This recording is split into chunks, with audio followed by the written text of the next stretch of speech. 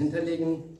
Einer von 10 kritischen Fällen stirbt auf dem Weg zu den Flughäfen in Saigon und Aden aufgrund von Entfernungen und instabilen Sicherheitsbedingungen auf der Straße. Einige werden sogar nicht gestattet, in diese Provinzen einzureisen und werden sogar entführt.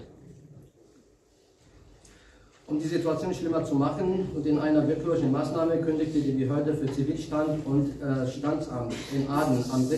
Juli 2018 die Streichung aller von der Einwanderungs- und Passbehörde am Hauptsitz in der Hauptstadt Sanaa ausgestellten Reisepässe an. Es wird darauf hingewiesen, dass Inhaber von Reisepässe ab dem 01.01.2016 in Sanaa ausgestellt wurden, nicht mehr reisen dürfen. Dies zwingt mehrere Millionen von Jemeniten nach Aden oder Saigon zu reisen, um dort Reisepässe zu beantragen.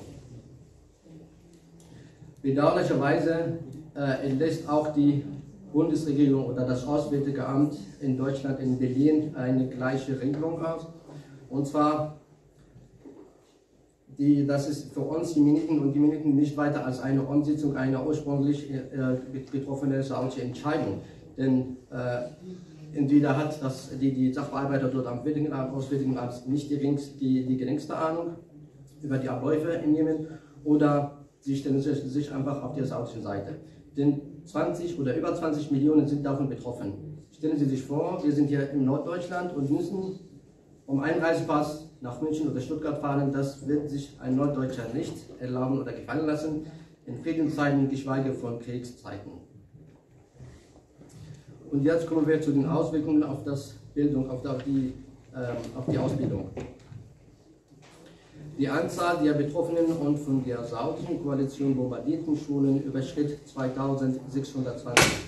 Davon sind über 1600 Schulen vollständig zerstört oder außer Betrieb. Die Zahl der Schüler, die vom Bildungssystem ausgeschlossen sind, hat 3,5 Millionen überschritten, verglichen mit 1,7 Millionen vor dem Beginn der Aggression. Die Einstellung der Gehälter von Lehrkraft führte zur Schließung hunderter Schulen.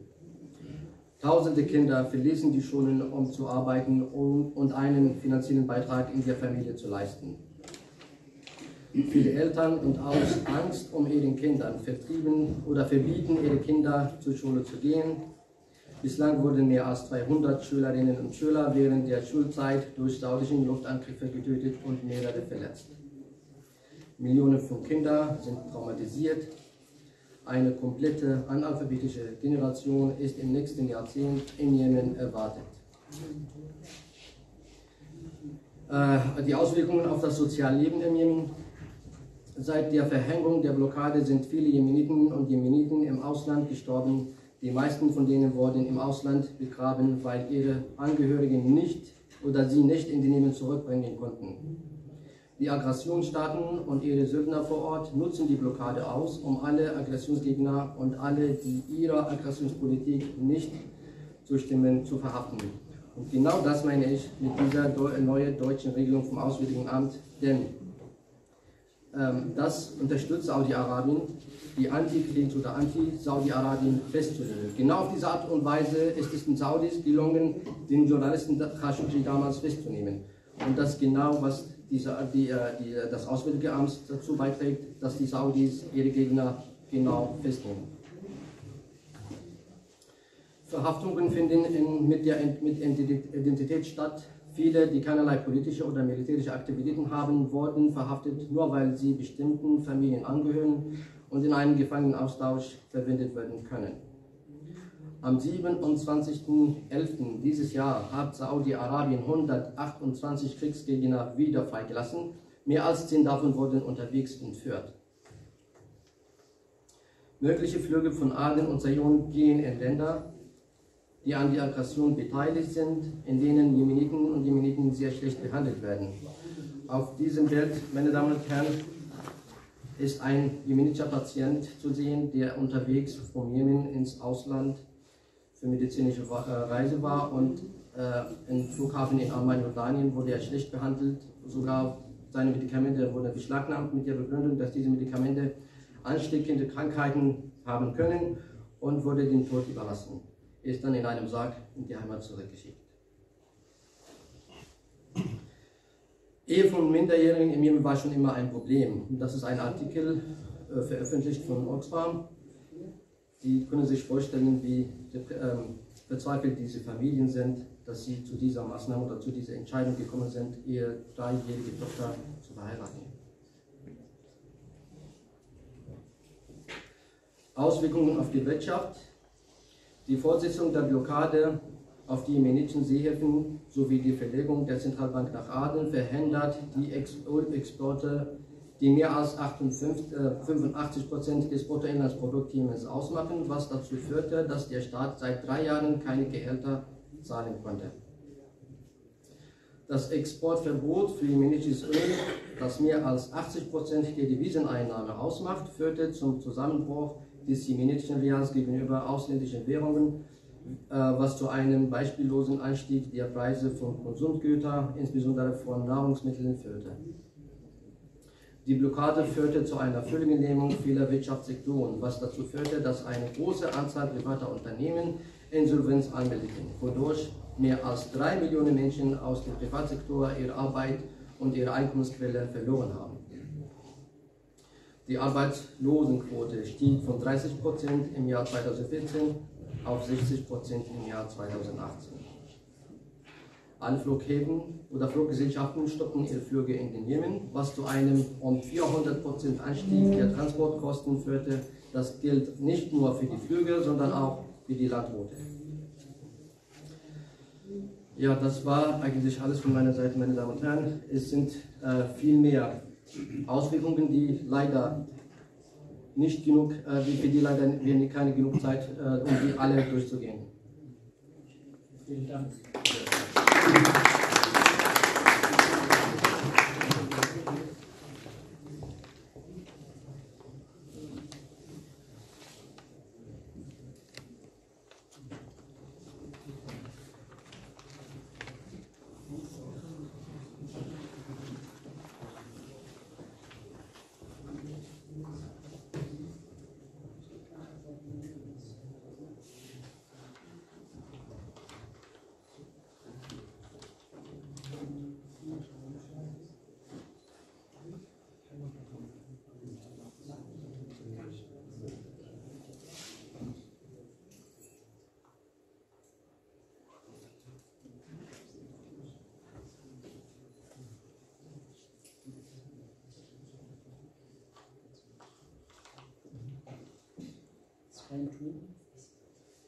Wir haben schon das vorher getestet und war das wirklich gut.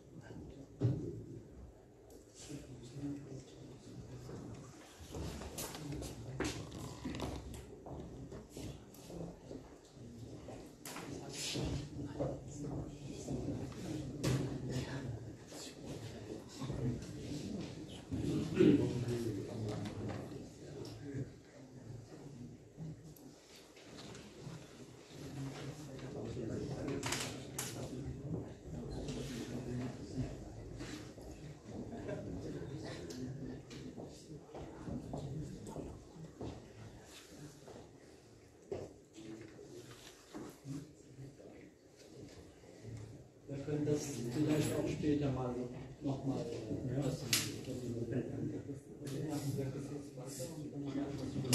mach weiter einfach und dann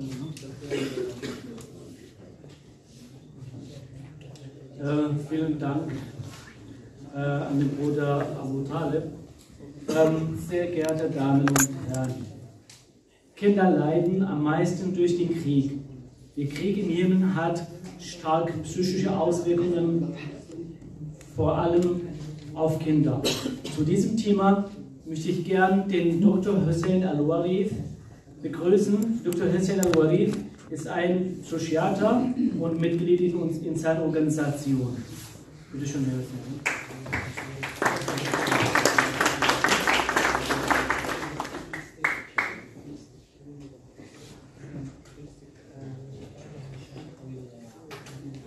Guten Tag, meine Damen und Herren. Ich begrüße Sie heutigen Konferenz gegen den Krieg in Jemen und werde ich heute meinen Vortrag präsentieren mit dem Thema die psychischen Folgen des Krieges in Jemen. Ich versuche jetzt ja, dass ich auch mal gehen kann und vielleicht hier. Ja, ich mache das selber. Ja. Ich mache das selber. Ja. Hintergründe der psychischen Folgen und mögliche Risikofaktoren des Krieges. Wir haben ja vorhin gehört, das sind die Angriffe und die Besetzung des Landes, aber auch die Belagerung führen zur Verschlechterung der psychischen Gesundheit bei Kindern, vor allem bei Kindern, Frauen und Erwachsenen. Die Ereignisse nach dem Jahr 2014 stellten einen Wendepunkt für die psychische Gesundheit. Vorher war das nicht so schlimm, nach dem Krieg und während des Krieges ist das sehr schlimm geworden und hier. Der heftige Ausbruch des aggressiven Krieges und Anhalten der Angriffe seit März 2015 auf die jemenitische Bevölkerung, vor allem auf die Zivilisten und auf die Infrastruktur, um einfach eine Regierung zurück in die Jemen zu bringen, mussten viele Kinder und viele Menschen sterben. Und die Regierung, die jetzt eigentlich zurück muss, hat sozusagen keine Entscheidung des Volkes. Der anhaltende Krieg und die Belagerung, Blockade, wir haben vorhin gehört von Matthias und von Abu Dhabi, aber auch die Flughäfen seitens der saudischen und emiratischen Regime, die stehen ja im Vordergrund als die Alliierten, sehr verschlechtert und sozusagen bringen die psychische Erkrankung noch mehr in die Höhe.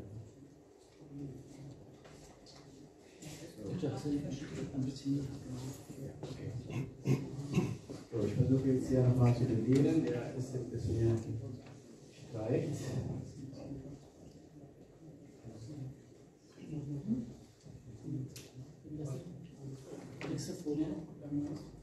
Nächste Folie bitte. Kollege, nächste Folie.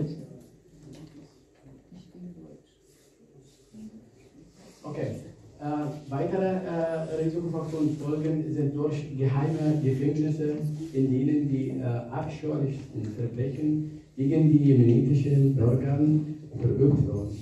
Die abscheulichsten Arten von Verbrechen und Folter, Mord und Unterdrückung in den Gebieten, die von den Saudis und Emiraten und Koalitionspartnern ausgeübt werden. Die Ressourcen und der Reichtum des Landes an Bodenschätzen werden geplündert, ausgenutzt und an die reichen Länder durch ihren korrupten Vertreter geliefert. Einfach, wir arbeiten ja für die und halten die Finanzierung weiter bestehen. Durch das Eigenöl des Jemens. Vertreibung der Bewohner und die Besetzung der jemenitischen Häfen, Kostenstätten und Inseln, vor allem in Jemen, also in Teilen des Südens. Und auch werden wir haben ja von Matthias gehört, dass die Emirate, also die Soldaten von Emiraten und Saudi Arabien, die Kosten machen Umbauten, dadurch entstehen ja Militärbasispunkte für die Eigennutzung der strategischen Gebiete Jemens, vor allem an die Häfen und Inseln und auch vor allem in Inselzucker. Nächste Folie bitte. Okay, ich muss. Die häufige und ständige Gewalteinwirkung mit steigender Tendenz. Also wenn wir jetzt den Vortrag jetzt für die nächste Konferenz sozusagen vorbereiten, wird das auch wieder geändert. Wir müssen auch die Daten wieder erhöhen, wir müssen auch die Folie wieder ändern. Es ist ständig so. Da hat Abu Dhabi recht. Die weit verbreitete Unsicherheit im Land durch einfachen Waffenbesitz, verstreute Streubomben und Landminen. Das sind ja auch Risikofaktoren, die auch sozusagen Verletzungen machen, Dauerschäden machen und auch psychische Folgen. Nahrungsmittelknappheit aufgrund der Belagerung und Blockaden des Landes, Verluste von Angehörigen und Familienmitgliedern durch Krieg führt auch zu psychischen Krankheiten, aber auch Krankheiten, die nicht behandelbar sind, Hunger und Gewalteinwirkungen zwischen den verschiedenen Gruppen.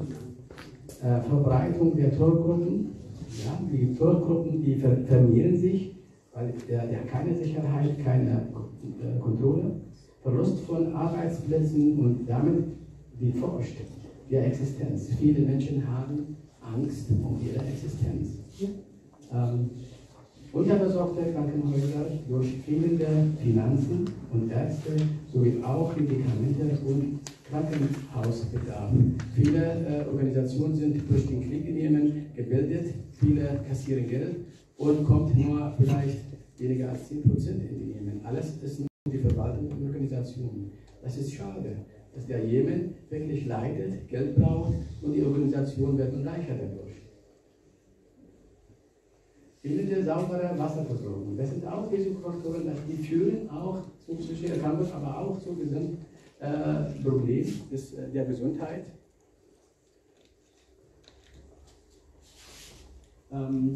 Der Abbau der sozialen Bindungen der Gesellschaften durch den Krieg und Konflikte im Land.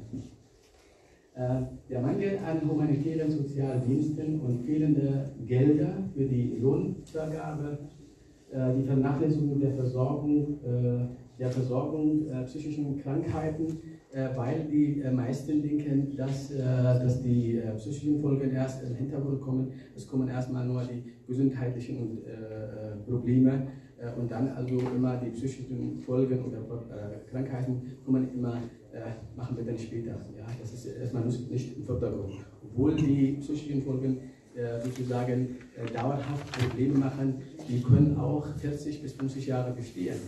Auch nach der Beendigung des Krieges. Das ist ja das Problem. Und viele wissen das ja nicht. Die Verbreitung von Infektionskrankheiten. Ja, das ist auch ein Grund, dass die Menschen auch zu Hause bleiben. Die kommen nicht mehr raus, weil die Angst haben, dass sie angesteckt werden von anderen sozusagen befallenen Menschen. Die Lage der psychischen Gesundheit und Psychotherapie in Jemen, wie gesagt, vor allem im Sektor der Gesundheit, es hat sich dann sehr verschlechtert und sehr erheblich verschlechtert aufgrund der Stigmata in Jemen. Sie wissen ja, auch hier in Europa, psychische Erkrankungen haben bestimmte Stigmata. Bei uns ist noch zu viel Menschen wollen nicht bekannt geben, dass sie krank sind, dass sie auch an psychischen Erkrankungen leiden. Das ist ja, dahinter steckt ja dann so dieses Tabu, dieses darf ich nicht sagen, ich möchte nicht psychisch krank werden. Und das ist, viele Menschen verstecken sich und gehen nicht zum Arzt, besuchen keinen Arzt und bleiben zu Hause. Und wir wissen nicht, es gibt viele Zahl an Menschen, die sehr psychisch krank sind, aber nicht bekannt. Aber weitere Risikofaktoren sind auch die fehlende Versicherungen im Gesundheitssystem, fehlende Gelder. Und wir sehen durch den Krieg, dass keine Sicht seitens der saudischen und emiratischen Regime und denen verbunden den Krieg in Jemen zu stoppen. Aufgrund dessen nimmt diese Versicherung weiterhin zu. Ich zeige Ihnen hier eine infografische Darstellung, die eigentlich auch die psychische Auswirkungen des Krieges in Jemen bis Jahr 2017 mit steigender Tendenz zeigt. Mein Vortrag basiert ja auf Studien, die eigentlich international, aber auch national stattgefunden haben. Und ich zeige nur Daten, die in diesen Studien präsentiert und vorgestellt worden. Hier zum Beispiel vor dem Krieg war das die Besuchsrate 2 bis 3 Patienten im Krankenhaus und nach dem Krieg sofort stieg dann bis 40 Fälle pro Monat. Das ist schon viel und in kurzer Zeit. Im Jahr 2018 hat ein Krankenhaus in INSAN präsentiert. Das ist das einzige Krankenhaus für die psychische Erkrankung, auch 100 Fälle pro Tag registriert. Das ist enorm viel. Und von Jahr zu Jahr werden immer diese Fälle mehr und steigen immer hoch. Das Krankenhaus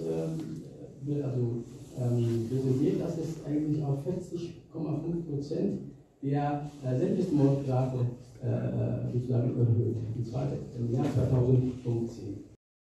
Die psychische Krankheiten und Störungen sind sozusagen durch eine Studie in einem Krankenhaus sozusagen hier präsentiert mit 27,2% Angst und Depression, Zwangsstörungen 19,9%. Also man sieht, dass die psychische Erkrankungen richtig, wie gesagt, sehr hoch ist. Man rechnet also, die Kollegen vorher haben gesagt, also 27 Millionen bis 30 Millionen Einwohner, das stimmt. Also wir haben ja keine genaue Zahl der Einwohner. Man rechnet dann ungefähr zwischen, sagen wir mal so, 27 und 30 Millionen. Der Jemen vermehrt sich so schnell, das geht ja nicht, weil wir haben viele Kinder. Das ist ja Wahnsinn, was da alles passiert. Bis Jahr 2017 wurde hier 5,5 Millionen Menschen, die psychisch krank sind, aber auch neurologisch krank sind. Das ist eine enorme Zahl mit insgesamt 20% sozusagen. Ja. Ich habe so einen Vergleich hier nebenan. Hier habe ich dann in Deutschland laut 4,1 Millionen, also 5% macht das psychische Depression. Das ist nur ein Vergleich, was ist also wie hoch ist das jetzt auch in Jemen während des Krieges, diese psychische Erkrankung. Man sieht ja auch in Al-Hospital 2015 bis 2018 wurde sozusagen 200% sind die psychische Erkrankung oder die psychische Fälle erhöht. Also 200%. Das ist enorm. Wir haben hier die Altersgruppe. Man sieht hier, die Altersgruppe sind ja die Jugendlichen bis, also sagen wir mal so, zwischen 31 und 46 Jahren. Das sind die Menschen, die arbeiten müssen. Die sind psychisch krank. Was kannst du von einem psychischen Kranken erwarten? Die musst du dann auch lange Jahre, also jahrelang behandeln und dann muss er dann arbeitsfähig sein. Ja, Kinder auch, ne? Machen auch sozusagen 14 bis 30% und ältere Menschen machen 17%. Leider muss ich wirklich sagen, ich habe jetzt diese Daten aus einer Befragung. Wir haben in Jemen 40 Psychiater für 4 Millionen, 27 bis 30 Millionen. Das entspricht ein Psychiater für 1,5 Million Menschen. Ein Psychiater für 1,5 Million Menschen. Ja, das ist wenig. Ja. Ja. Die jemenitische Bevölkerung braucht dringend psychische und humanitäre Hilfe. Laut Studien und Berichten sind viele Menschen unbehandelt und warten irgendwo vor sich hin, leiden oder warten auf den Tod. Ja, die Weltgemeinschaft und der sozusagen US-Sicherheitsrat gucken leider weg. Die reagieren nur gelegentlich, bedingt, aber nicht ernsthaft. Und das reicht nicht für die Menschen in Jemen. Die brauchen die Menschen dringend Hilfe, die brauchen wirklich, dass man den Krieg stoppt. Einfach wegen der humanitären Hilfe, wegen dieser Katastrophen, die jetzt noch auf uns warten und auf die Menschen warten. Aus einer Studie aus dem Jahr 2016, wie gesagt, mein Vertrag basiert auf Studien, ich will es dir nochmal ganz schnell zeigen. Hier ist dann was die Studien zeigen, Zunahme der psychischen Erkrankungen in Jemen. Also das heißt, es gibt eine Belegung dieser Zunahme. Die beruht auf dem Krieg und Belagerung vor allem ab März 2015. Davor waren die psychischen Erkrankungen weniger. Und ab dem Krieg ist das jetzt ja 200% erhöht. Das heißt, man sieht, dass der Krieg ein Hauptgrund für diese Folgen, für diese psychischen Folgen in Jemen. Und das ist auch nicht nur während des Krieges oder nach dem Krieg kurz, sondern auch jahrelang, 40 Jahre und 50 Jahre voraus.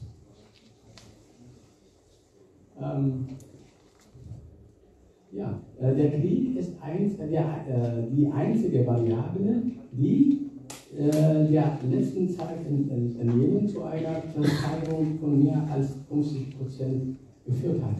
Ja? 3 Millionen Menschen sind aus ihren Häusern geflohen. Das macht auch eine psychische Folge. Verschlechterung der Lebensbedingungen der Bevölkerung, der anhaltende Konflikt in Jemen führt zu hochwertigen Gewalteinwirkungen, verbreitete Unsicherheit, Nahrungsmittelknappheit und so weiter und so fort. Das sind alle Risikofaktoren und Gründe für diese psychische Folgen, die der Jemen jetzt leidet. Kinder unter 14 Jahren machen etwas 44% der Bevölkerung. Der Jemen besteht wirklich fast die Hälfte aus Kindern. Und wenn die Kinder nicht gesund sind, was willst du denn da machen? Was willst du mit dem Land machen? Kannst du keine psychische Kinder oder kranke Kinder ein Land aufbauen? Das geht nicht. Du brauchst gesunde Kinder. Aus einer Studie, die zeigt, 31% der Kinder jetzt während des Krieges und nach dem Krieg zeigen körperliche Symptome, Kopfschmerzen, Schmerzen in der Brust, Magenschmerzen und Müdigkeit. Das sind die Warnzeichen für eine psychische Erkrankung. Kann Depression, kann Angst sein, ja, und sie werden dann richtig psychisch krank. Hier zeigt man, 47% leiden an Schlafstörungen, das ist ein Symptom der Depression, und 24% haben Konzentrationsstörungen, ja, Wankstörungen an der 10% und so und weiter. Ja. Und auch psychosomatische Symptome.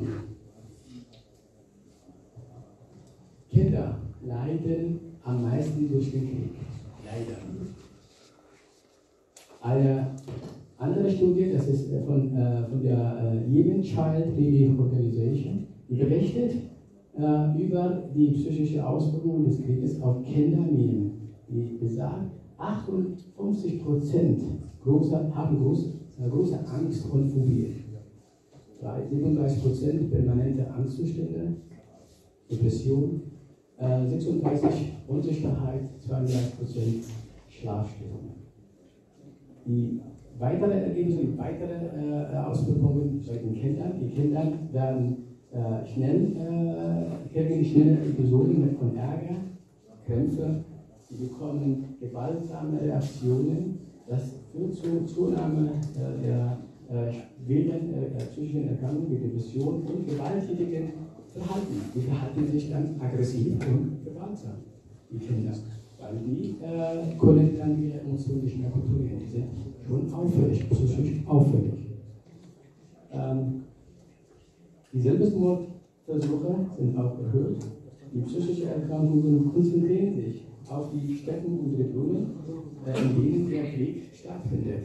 Die Dörfer sind ja etwas weniger betroffen, aber die Städte, die Großstädte, wo viele Kinder und viele Menschen leben, ja, sozusagen zeigt die Mehrheit der psychischen Erkrankungen.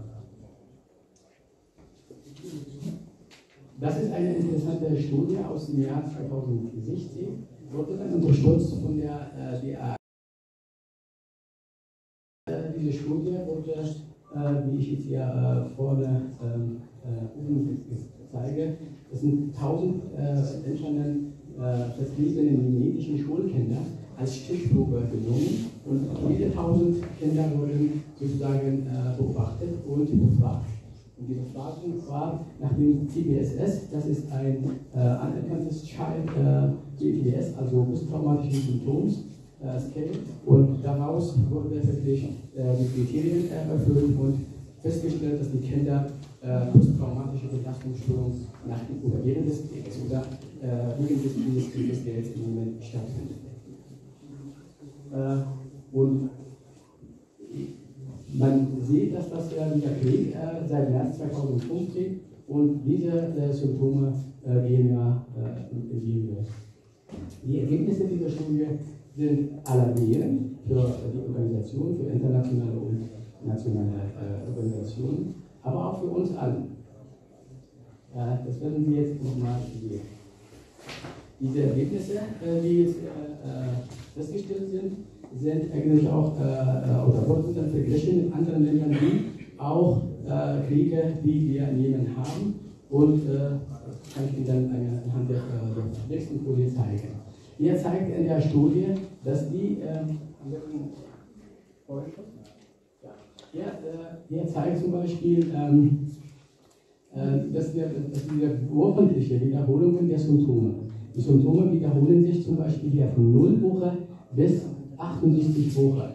Man sieht hier, dass diese Wiederholungen 28 bis 47 Wiederholungen in der Woche. Die Symptome wiederholen sich 28 bis 47 Mal.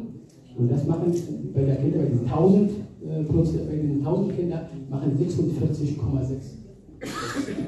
Das ist fast die Hälfte der Kinder sozusagen haben starke Symptome an PTBS. Also, ja? Man sieht hier, das ist ja eine Häufigkeit, und zwar geschlechtsspezifisch. Man sieht ja, die Mädchen oder die Weiblichen haben mehr sozusagen Symptome als die Jungs, weil die Jungs, es gibt ja Tradition bei uns, die Jungs sollen nicht leiden, die sollen nicht ihre Schwäche zeigen, obwohl die Kinder krank sind, aber die haben die Symptome oder diese Erkrankung und Emotionen verdrängt, die werden irgendwann ausplatzen und auch krank sein. Das ist ja der Vergleich, und zwar, man sieht hier, der Jemen, diese Studie, hat 79 in dieser Stichprobe 1000 Kinder, 79% sind sozusagen sehr betroffen und also krank. Und man hat ja verglichen mit Irak, 87%, das ist ja im Gebiet Kurdistan. Klar ist der Krieg ist auch dauerhaft und ist auch enorm, macht enorme psychische Störungen. Dann kommt dann hier Palästina von 17% und Afghanistan 8%. Ich habe nicht erwartet, dass Afghanistan so weniger, aber trotzdem 8% ist auch viel. 7% haben wir hier Kosovo und andere Länder 4%. So, Fazit dieser Studie. Wie gesagt, Kinder in Jemen leiden seit dem Ausbruch der gewaltsamen Krieges oder Konfliktes an psychischer Erkrankung, vor allem PTBS, die eigentlich auch in steigender Tendenz. In Jemen machen 79% PTBS-Betroffene.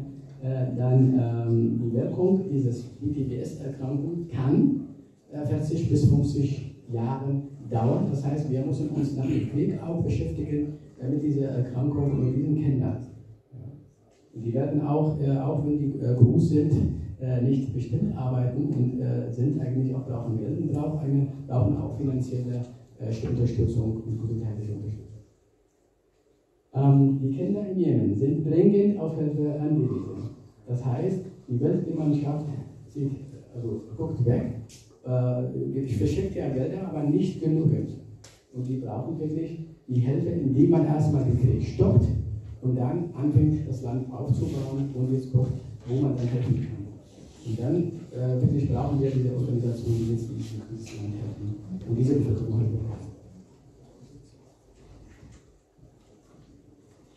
Das ist ja ein Fallbeispiel, das möchte ich gerne zeigen. Der ereignete sich im August 2018. Hier sieht man die Kinder in einem Bus, die sind aus dem Weg in die Schule. Das ist ja vor dem Luftangriff von saudischen Streitkräften, aber von emiratischen Streitkräften. Und das ist nach dem Angriff. Ja, der Bus wurde komplett zerstört. Die meisten Kinder im Bus sind verstorben, nur vielleicht ein oder zwei. Und ja, das ist man ja, es war schon einen sehr tragischen sozusagen Fall für die Jemen und für die ganze Welt. Schlusswort. Der seit März 2015 im Jemen stattfindende Krieg hat eine verheerende Auswirkung auf Lebensbereiche hinterlassen, vor allem auf die psychische Gesundheit. Ja, schwerwiegende Konsequenzen. Auswirkungen sind verheerend und mehrfach erhöht und werden immer mehr, wenn der Krieg weiterhin besteht. Laut Studien, die jetzt international und national stattgefunden zwischen 2015 und 2018, die durchgeführt wurden in der Zeit, handelt es sich bei Jemeniten und Kindern, Frauen und Männer, die dramatisch und schnell unter erhöhten psychischen Störungen leiden, aufgrund des ungerechten Krieges und seiner Belagerung. Wir haben wirklich keinen Grund. Ja?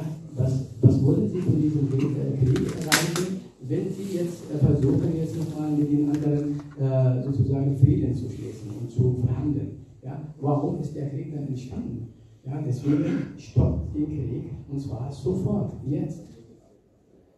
Sie werden auch nach dem Ende des Krieges und nach dem Erreichen des Friedens anhalten, also diese psychische Erkrankungen, diese Risikofaktoren und diese Folgen, und müssen kontinuierlich behandelt.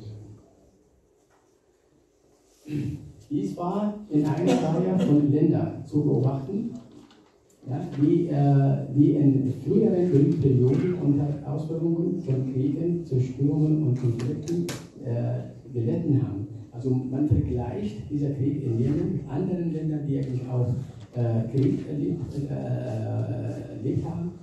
In Yemen ist es schrecklich, barbarisches Krieg. Es wird wirklich nicht einfach gemacht. Man guckt zu und der Krieg geht weiter und mehr enorme Kraft, hat enorme Kraft auf die Bevölkerung, auf die Infrastruktur und keiner sagt Stopp. Und das ist tragisch und das ist traurig.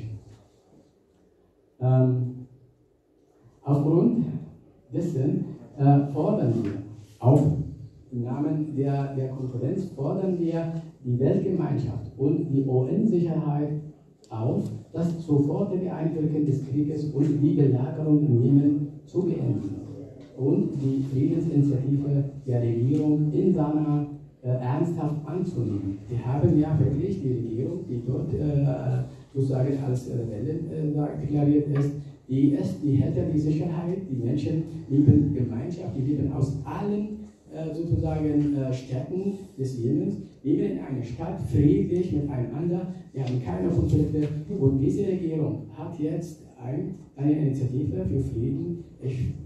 Wir fordern das, dass sie wirklich diese Initiative wirklich ernst nehmen. Das könnte vielleicht ein Grund für eine Beendigung des Krieges in die Zukunft. Die sofortige humanitäre und psychiatrische Unterstützung der Menschen in Jemen und der Wiederaufbau in Jemen, im Rahmen der Einheit des Landes. Das ist auch sehr wichtig, wenn der Krieg gestoppt ist, dass da jemand einheitlich bleibt und nicht getrennt ist, weil das hat auch eine schlechte Auswirkung auf die Nachbarn, aber auch im Grund für die weiteren Konflikte. Wenn der Jemen einheitlich bleibt, ist es ein Grund, dass man wirklich das Land oder der Krieg dann dauerhaft beendet wird. Die Unterstützung zur Stabilität, Sicherheit, Souveränität und Frieden für alle in Jemen und in den Nachbarländern. Also man soll sich jetzt ja die Nachbarn, wenn die dann Frieden brauchen, dann können sie das und sollen aber nicht mehr sich einmischen in das Land, in die also einmischen in die eigene Politik und sollen den Frieden dann bekommen. Also der Frieden für alle. Die demokratischen Wahlen im ganzen Land zu ermöglichen, nachdem der Frieden für alle erreicht ist. Die Literatur und Quellen dieses Vertrages habe ich sozusagen hier dargestellt. Und werde ich jetzt mit dieser Folie meinen Vortrag beenden.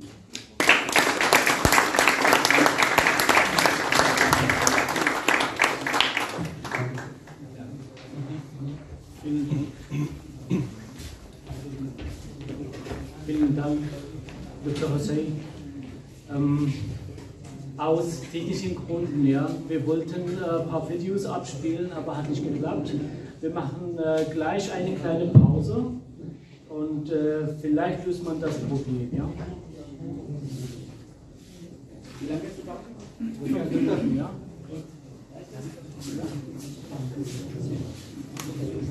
Okay. Also machen wir die Pause 15 Minuten, ja. Da haben wir Getränke, ja.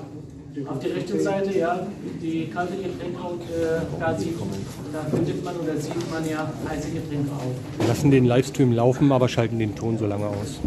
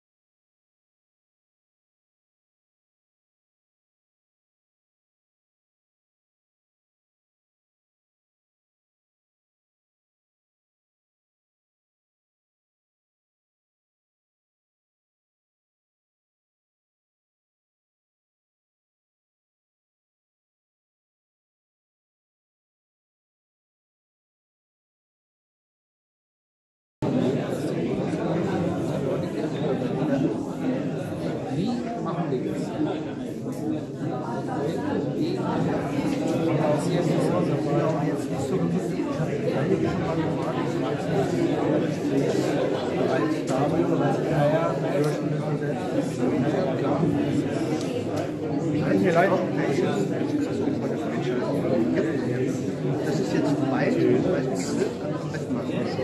Ich bin jetzt live auf der Jemen-Konferenz in Berlin und habe den Veranstalter hier. INSAN e.V. Das sind ja wirklich sehr viele Leute, die hier mit uns teilnehmen direkt. Ich hatte auch mehr Teilnehmer gehofft, obwohl die Veranstaltung wirklich sehr gut besucht ist. Wir haben Teilnehmer aus dem Jemen, jemenitische, deutsche Community hier. Wir haben wenig deutschstämmige hier, hauptsächlich aus den Friedensbewegungen, Therapeutiker, Maler, viele andere auch, aber eben es sind zu wenig für diese Veranstaltung, also zu wenig Deutsche, die sich für das Thema hier interessieren. Was ist denn derzeit die Lage in Jemen? Naja, ich führe ja ständig Gespräche mit Jemeniten, also aus Sanaa, teils aus leidet und beobachte jede Pressemeldung, die irgendwo in nationalen oder internationalen Medien veröffentlicht wird. Und dann lass uns das mal draußen machen. Dann machen wir das draußen. Oder machen wir das nach der Konferenz? Dann gehen wir mit dem Livestream weiter jetzt.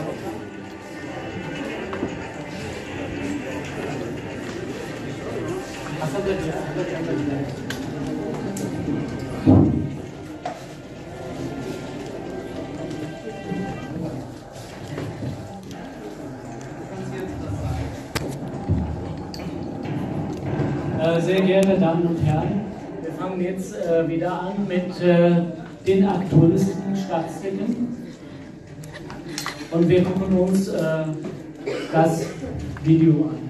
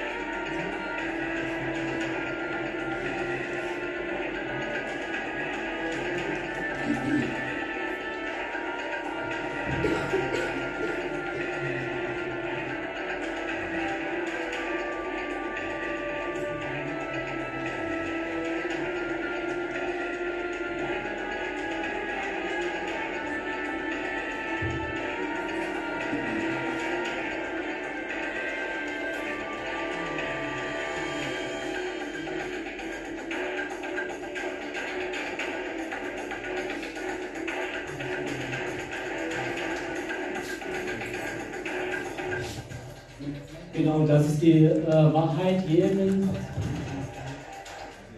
kann warten. Jemen kann das nicht mehr aushalten. Hassan, jetzt das nächste Video. Das ist ein paar Fälle, genau, von Kindern.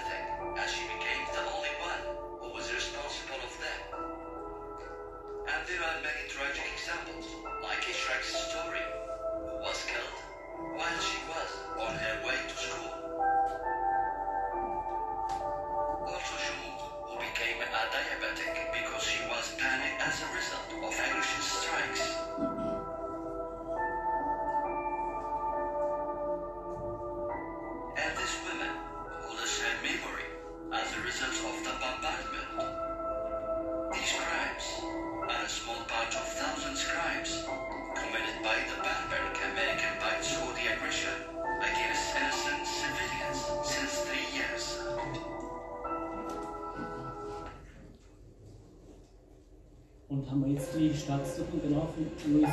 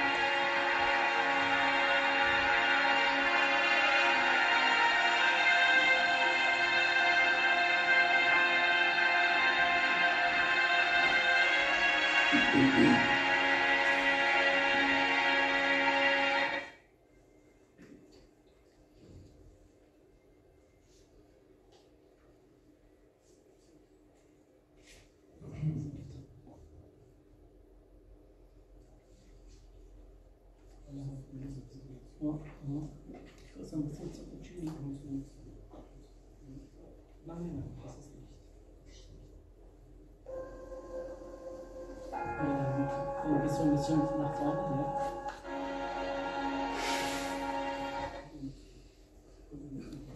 Dann okay, das reicht, ja, das reicht, ja, wir machen weiter. Machst du mal bitte das Licht an?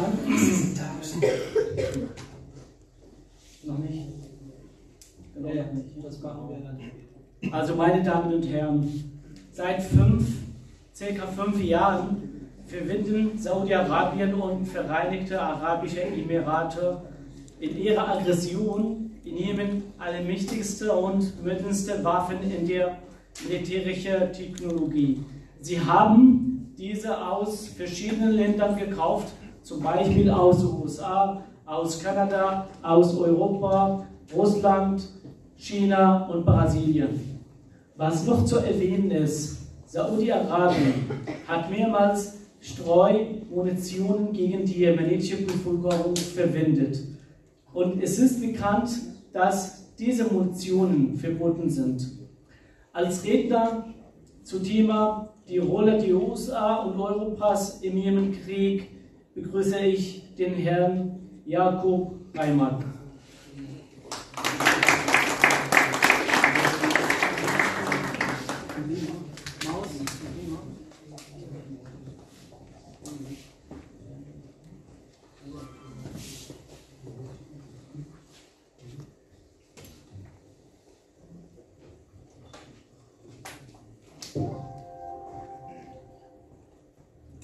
Ja, hallo. Wir haben jetzt viel über die humanitäre Katastrophe gehört. Wir haben von Matthias viel schon über regionale Akteure gehört und ich werde jetzt 2 internationale Akteure vorstellen, da ein bisschen über die Politik dahinter erzählen, und zwar die USA und Europas und hier konkret die Rolle Deutschlands. Und zum Einstieg kam heute auch schon 1-2 Mal vor.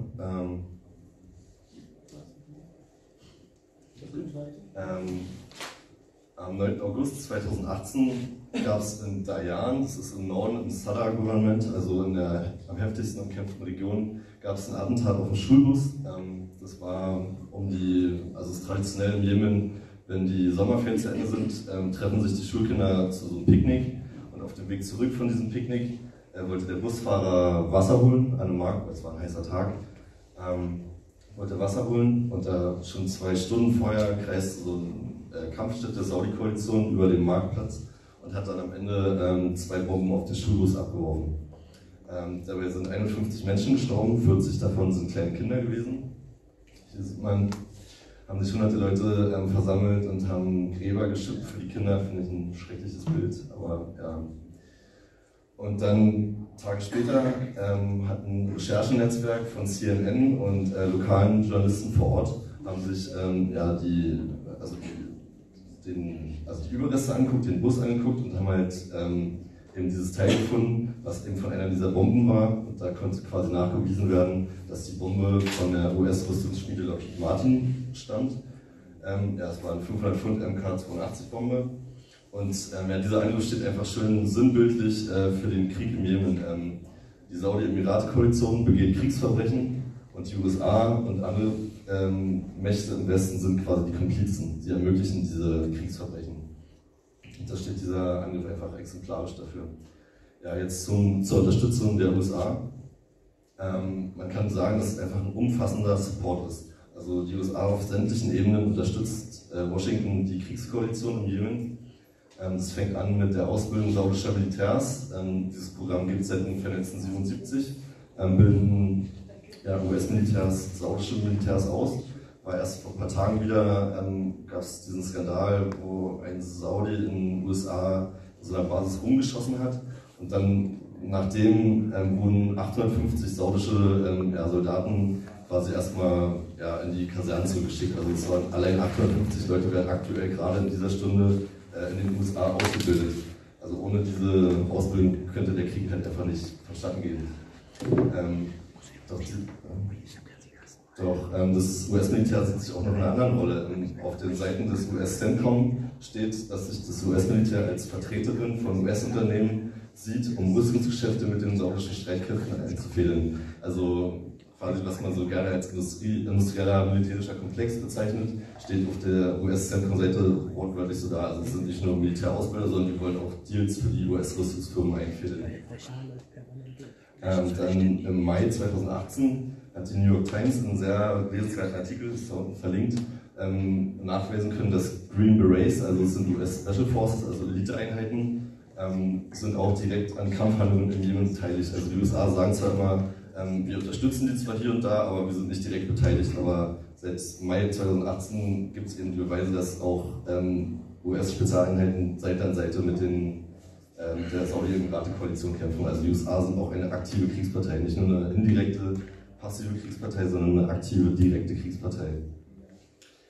Es geht weiter, dass Dutzende bis Hunderte Berater, also US-Generäle, US-Militärs in den Militärbasen in Riyadh, in Abu Dhabi bei der Target-Auswahl helfen. Dann auf unterschiedlichsten Ebenen logistische Unterstützung durch Geheimdienstinformationen, also auf sämtlichen Ebenen unterstützt Washington die Kriegskoalition. Dann ein ganz zentraler Aspekt sind die Luftbetankungen. Allein in den ersten 18 Monaten des Krieges gab es 40.000 Luftbetankungen der USA. Also das muss man verstehen. Jemen ist ja im Wesentlichen Wüste, also ein sehr großer Teil ist Wüste. Und Kampfjets können einfach nicht so weit fliegen. Deswegen müssen die in der Luft von so riesen Flugzeugen betankt werden. Und da war halt jahrelang, wurde es halt ausschließlich durch die USA gemacht. Dann im November 2018 wurde der Druck der Öffentlichkeit so groß, dass Trump sagen musste, okay, wir hören jetzt auf mit diesen Luftbetankungen. Aber die Sache ist, in den Jahren davor haben US-Generäle quasi die Saudis dazu ermächtigt, das selber zu tun. Also sie haben sich daran ausgebildet, wie macht man diese Betankungen. Also die sind jetzt gar nicht mehr auf die USA angewiesen. Jetzt hier zum Beispiel habe ich in saudischen Medien vom Juni 2015 quasi eine Übung, das war schon nach diesem Verbot, also nachdem Trump gesagt hat, er betankt nicht mehr, haben die aber weiter Übungen gemacht. Also die USA quasi hier über den Persischen Golf in arabischen Medien, also in saudi-arabischen Medien wird es Arabian Golf genannt, also das ist halt der Persische Golf. Da bringen quasi die US-Generäle den Saudis das Know-how bei, wie macht man diese Luftbetankungen. Und ohne die würde der Krieg halt auch nicht funktionieren, ohne diese Luftbetankungen. Das ist ein zentraler Aspekt des Krieges. Ja, dann, also auch ein Aspekt, der gerne immer unter den Tisch fällt, ist halt die diplomatische Rückendeckung. Also klar, irgendwelche friedensbewegten Leute wie wir können halt die Saudi-Arabien-Koalition verurteilen, wie wir wollen, aber wenn die mächtigen Staaten der Welt quasi entweder ruhig sind oder offen die Leute unterstützen, dann wird der Krieg nicht beendet, weil selbst Saudi-Arabien, eine monarchistische Diktatur, braucht, also ist auf eine gewisse, so ein öffentliches Ansehen angewiesen. Und aber hier ein Paradebeispiel, wie einfach die USA und hier in dem Fall auch Großbritannien einfach eng an der Seite der Saudi-Emirate-Koalition stehen, auf dem diplomatischen Parkett. Das war 2 Tage, nachdem die Hodeida-Offensive anfing, im Juni 2018, also Hodeida, der wichtigste Hafen im Jemen, wo 80-90% der Nahrungsmittel und auch Hilfslieferungen ins Land kommen. Fing eben am 13. Juni die Offensive an. Dann 2 Tage später hat Schweden einen Antrag im Sicherheitsrat eingebracht, der einfach sagte, das war kein politischer Antrag, das war einfach ein humanitärer Ansatz. Der sollte einfach sagen, hört auf zu bombardieren, lasst Hilfe ins Land, hört auf, Hodeida zu bombardieren. Es wurde keine Schuld irgendwie zugeschoben, einfach nur hört auf zu kämpfen und lasst humanitäre Hilfe ins Land. Und Großbritannien und USA als Vetomächte haben einfach ihr Veto eingelegt. Und das ist für mich ein Paradebeispiel, wie einfach die USA und eben auch in dem Fall Großbritannien einfach quasi der Koalition den Rücken frei halten, so auf diplomatischem Parkett den Rücken frei halten. Dann was ist der Grund für diese bedingungslose Unterstützung der USA? Wie wir alle wissen, gibt es die Special Relationship zwischen USA und Saudi-Arabien, die geht ungefähr auf die 1930er Jahre zurück. Offiziell wurde sie dann, hier links das Bild, 1945, wo sich Franklin Roosevelt in Ägypten auf so einem US-Kreuzer mit dem saudischen Staatsgründer INSAN getroffen hat. Und seitdem ist es quasi offiziell diese enge Saudi-US-Beziehung und das ist fast vergleichbar mit der US-Israel-Beziehung. Das ist eine ähnlich heilige Kuh in Washington egal wer im Weißen Haus ist, die US-Saudi-Beziehung ist immer höchste Priorität. Wie man auch hier sieht, ja, George Bush hält Händchen mit König, wer war das, Abdullah war das? Dann ein paar Jahre später Obama, ja, lacht mit seinem guten Kumpel Abdullah. Also es ist egal, wer im Weißen Haus ist, die US-Saudi-Beziehung ist immer höchste Priorität. Und der Grund dafür ist eben das Gentleman's Agreement, Öl gegen Sicherheit. Also damals waren die USA selber noch massiv vom Öl aus dem Persischen Golf angewiesen, sind sie mittlerweile nicht mehr, die sind fast energieautark, also sind auch zum größten Ölproduzent der Welt aufgestiegen, was auch viele nicht wissen. Also der größte Ölproduzent der Welt. Und das war quasi so dieser Deal, ihr gebt uns euer Öl und wir geben euch quasi, wir unterstützen euch militärisch, wir beliefern euch mit Waffen. Das war halt dieses Agreement, was eben da 1945 geschlossen wurde und ja über die Jahrzehnte, bald 70 Jahre, 80 Jahre, einfach hält. Genau, und wie gesagt, bei allen Vorgängern war das halt auch schon so, und Trump treibt es quasi auf die Spitze. Das hat Michael Lüders in seinem Buch Armageddon im Orient wunderbar beschrieben, der einfach diese Symbiose zwischen dem Haus Saud und dem Haus Trump absurde Züge angenommen hat unter dieser Administration. Also hier vor allem zum Beispiel Jared Kushner, der Schwiegersohn und Tochter Ivanka, die haben halt extreme wirtschaftliche Verflechtungen mit Saudi Arabien. Donald Trump selber, der hat allein im Wahlkampf 2015 hat er 8 neue Firmen in Saudi Arabien gegründet. Also er ist selber in Rüstungsfirmen involviert, die an Saudi Arabien liefern. Also es hat einfach eine extrem enge Verflechtung, also auf persönlicher und wirtschaftlicher Ebene ist das halt einfach eine krasse Symbiose zwischen diesen beiden Ländern und eben unter der Trump-Regierung halt nimmt das absurde Züge an. Also wen es interessiert, wirklich das Buch kann ich nur empfehlen. Lüders, der beschreibt es da wunderbar. Ja, jetzt, genau. Ich habe jetzt so ein paar logistische Sachen angesprochen, wie die USA die Koalition unterstützen, aber die zentrale Unterstützung ist natürlich Waffenlieferung. Dafür habe ich mir die SIPRI-Datenbank durchgeguckt. Also SIPRI kennen wahrscheinlich auch die meisten, das Stockholmer Friedensinstitut ist so die Instanz, wenn es um Waffenlieferung und Rüstungsausgaben geht auf der Welt. Und da habe ich mir die Datenbanken durchgeguckt und habe geguckt in den Jahren des Jemen-Kriegs, also von 2015 bis 2018, 2019 gibt es noch keine Daten, aber von 2015 bis 2018, welche Länder haben an die Kriegskoalition Waffen geliefert. Und das sind halt eine krasse Zahl von 32 Ländern, die an die 8 Staaten der Koalition geliefert haben. Also wir sehen Nordamerika, komplett Europa im Wesentlichen, außer Balkan, aber auch andere, Russland, China, Südafrika, quasi im Grunde die komplette Nordhalbkugel hat sich, ist indirekte Kriegspartei letztendlich gegen den Jemen. Die ganzen reichen, mächtigen Länder der Welt unterstützen die Kriegskoalition. Wenn wir das jetzt noch ein bisschen genauer aufdröseln, die 10 größten Lieferanten, also auf die entfallen ungefähr 95%, also auf die anderen 20 Länder sind nur 5%, also die 10 liefern im Grunde alles. Und wenn wir uns angucken, die USA halt natürlich jetzt mit Abstand größter Lieferant, 57%. Auf Platz 2 Frankreich, dann schon folgt Russland, wobei man sagen muss, Russland liefert nicht an Saudi Arabien und die Emirate oder nur minimal, sondern an Ägypten. Also Ägypten ist ja auch Teil der Koalition und da liefert halt Russland, deswegen ist Russland also hoch.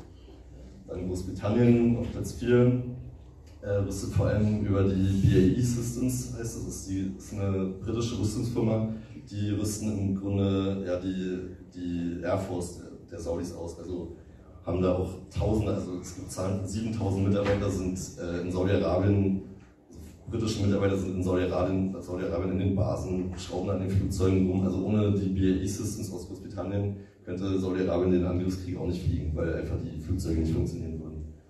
Ja, und Deutschland dann schon auf Platz 5.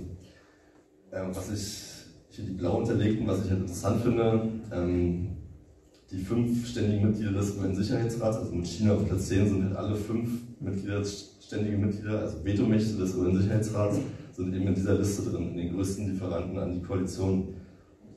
Sorry. Und laut UN-Charta ist halt diesen 5 Vetomächten die Wahrung des Weltfriedens anvertraut worden. Also die sind halt die Hauptverantwortlichen, um den Frieden auf der Welt aufrechtzuerhalten. Und ja, ich finde, das spricht halt für sich, dass die 5 Länder halt die größten Lieferanten sind, obwohl sie eigentlich die Verantwortung für den Frieden in der Welt haben. Also was ist so, ich mag die UN eigentlich, aber die Struktur der UN muss halt komplett reformiert werden. Das ist halt hier einfach mal wieder ein schönes Beispiel dafür. Weiter jetzt, dann habe ich mich mit Deutschland intensiv beschäftigt, mit den deutschen Rüstungsexporten, auch wieder die SIPRI-Datenbanken durchforstet. Habe ich einfach mal geguckt, in den letzten 10 Jahren, an welche Länder hat Deutschland Waffen geliefert. Und finde ich auch schon wieder ein sehr krasses Bild. An 72 Länder hat Deutschland in den letzten 10 Jahren Waffen geliefert. Also auch wieder komplett Amerika, ja, Afrika, komplett Europa, Südostasien. Einfach so dieser Spruch, so dieser alte Demospruch von den 70ern, deutsche Waffen, deutsches Geld, töten mit in aller Welt, ist halt einfach Fakt. Das ist nicht einfach nur so ein Spruch, das ist Fakt. In jedem Krieg der Welt werden deutsche Waffen eingesetzt. Die Jürgen Gresslin von der DFG-VK hat schon vor ein paar Jahren das mal durchgerechnet und kam zum Schluss, dass allein durch H&K, also Hektar- und Kochwaffen, alle 14 Minuten auf der Welt ein Mensch ermordet wird, einfach nur durch Hektar- und Kochwaffen. Das muss man sich mal ein bisschen auf die Zunge zergehen lassen, finde ich. Genau, dann der berühmte Satz aus dem aktuellen Koalitionsvertrag. Wir werden ab sofort keine Ausfuhren an Länder genehmigen, solange diese unmittelbar am Jemenkrieg beteiligt sind. Hat ja, CDU, CSU, SPD so beschlossen. Wir alle wissen natürlich, dass sie das nicht wirklich eingehalten haben. Da habe ich mir aber mal dann die genauen Zahlen angeguckt. Habe mir die Rüstungsexportberichte der Bundesregierung von 2015 bis 2018 durchforstet und habe halt erstmal geguckt, die Länder, die eben im Jemen-Krieg führen, das gibt es eben die offizielle Koalition und dann noch 4 inoffizielle Staaten. Also wie gesagt, USA, habe ich ja vorhin schon gesagt, ist auf alle Fälle ein direktes, also eine aktive Kriegspartei. Großbritannien genauso, deswegen müssen die auf alle Fälle in diese Liste rein. Und wir müssen jetzt nicht die ganzen Zahlen durchgehen, aber rechts unten die rot eingekreiste Zahl. Also allein in den Jahren des Jemenkriegs hat die Bundesregierung über 10 Milliarden Euro neue Waffen an die Koalition genehmigt. Das ist, also, ja, ich kann mir eine Empörung da irgendwie gar nicht in Worte fassen. Und auch in jedem einzelnen Jahr, bis auf Sudan und Senegal einmal nicht, hat in jedem Jahr wurden neue Waffenlieferungen an alle Länder genehmigt. Und allein in den 1,5 Jahren der GroKo, also der neuen GroKo, wo quasi dieser berühmte Satz Anwendung finden sollte, sind es 1,6 Milliarden Euro. Das geht zum Teil auch auf eine Anfrage von Omid Nouripur zurück aus dem Juni 2019. Allein bis zum Sommer 2019 wurden halt schon wieder über 1,5 Milliarde neue Waffen genehmigt, eben auch an Saudi Arabien, obwohl quasi, wir wissen ja, letzten Oktober, also Oktober 2018 gab es den Khashoggi-Mord und da sollten ja an Saudi Arabien gar nichts mehr geliefert werden, aber auch an Saudi Arabien wurden neue Waffen genehmigt. Also die Bundesregierung bricht einfach ihr eigenes Wort. Sie hält ihren eigenen Verträge nicht ein. Dann beteuert die Bundesregierung zwar immer, wir liefern zwar nur Waffen, aber wir legen immer Wert darauf, dass die nicht eingesetzt werden. Das ist quasi immer so ihr Narrativ. Wir passen immer auf, dass wir zwar Waffen an Saudi-Arabien und Emirate liefern, aber die werden halt nicht eingesetzt, da achten wir drauf. Dann gab es Anfang des Jahres ein Recherchenetzwerk, wo zum Beispiel auch Report München und Stern aus Deutschland mit dabei waren und die Deutsche Welle. Jemen-Konferenz nannte sich das. Und die haben halt aus Open Source Quellen, also YouTube-Videos, Facebook-Videos, quasi offene Quellen, das analysiert, sich da wochenlang mit beschäftigt, um quasi wirklich handfeste Beweise zu finden, ob nun die deutschen Waffen eingesetzt werden oder nicht. Also ob quasi die Bundesregierung mit ihrer Behauptung, dass die deutschen Waffen nicht eingesetzt werden, ob die damit lügen oder quasi die Wahrheit sagen. Und natürlich kamen sie zu dem Ergebnis, dass alles, was Deutschland liefert, wird in der einen oder anderen Form auch eingesetzt. Also ganz besonders zum Beispiel eben Tornados und Eurofighters da unten, wo eben von MTU besonders Teile dabei sind immer. Dann auch in der Mitte die Artillerie, wo zum Beispiel von Mercedes-Benz Fahrgestelle dabei sind. Und ganz besonders perfide der oberste Punkt. Wir hatten ja auch schon heute die Seeblockade, also was quasi einer der Hauptgründe ist für die Hungersnot im Jemen, dass einfach der komplett abgeriegelt ist und keine Nahrungsmittel ins Land kommen. Und das wird eben natürlich über Schiffe gemacht. Also Schiffe halten Containerschiffe davon ab, an den Häfen anzudocken. Und auch da in allen möglichen Korvetten, in Patrouillenbooten, in Raketenbooten sind überall deutsche Bauteile mit drin. Also die Behauptung der Bundesregierung ist halt ein Witz. Das ist einfach ein Witz. Und den kennen wir natürlich auch alle. Peter Altmaier wurde auf der Münchner Sicherheitskonferenz eben von Deutsche Welle, die ein Teil dieses Recherchenetzwerks waren, auf die Ergebnisse angesprochen von German Arms. Und er hebt die Hände und sagt, mir ist davon nichts bekannt. Ist halt einfach so ein, ja, dieser Satz ist einfach so ein schönes Beispiel für die Heuchelei der Bundesregierung. Einfach Augen zu, Ohren zu, nichts sehen. Ja. Dann, was ist, also es ist so ein beliebter Satz immer so auf Demonstrationen überall auf der Welt, ist so no justice, no peace.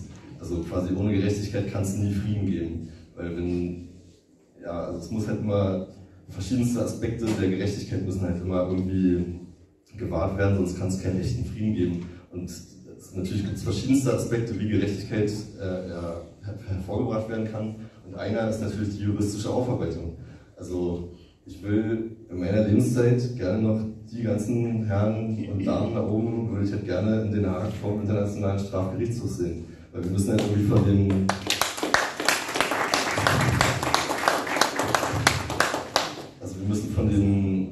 von diesem Dogma wegkommen, dass Den Haag irgendwie nur für irgendwelche afrikanischen Warlords oder für Saddam Hussein oder für Milosevic oder für Assad irgendwann mal reserviert sein sollte. Weil, ich meine, wir heben immer so die moralische Keule hoch und ja, Völkerrecht. Wir argumentieren immer mit dem Völkerrecht. Wenn Assad irgendwas macht, Völkerrecht. Wenn Putin irgendwas macht, immer Völkerrecht. Wenn Venezuela Maduro irgendwas, immer Völkerrecht. Und ja, wer sind die größten Verletzer des Völkerrechts? Sind westliche Staaten. Und deswegen müssen wir halt einfach als friedensbewegte Menschen, als Friedensbewegung, müssen wir von der maximalen Forderung niemals abrücken dürfen, dass eben die ganzen Herren und Damen da oben irgendwann sich rechtfertigen müssen für ihre Verbrechen, für ihre Komplizenschaft am Genozid im Jemen. Und das muss unsere Forderung bleiben, die müssen wir immer wieder mit Nachdruck genauso artikulieren. Und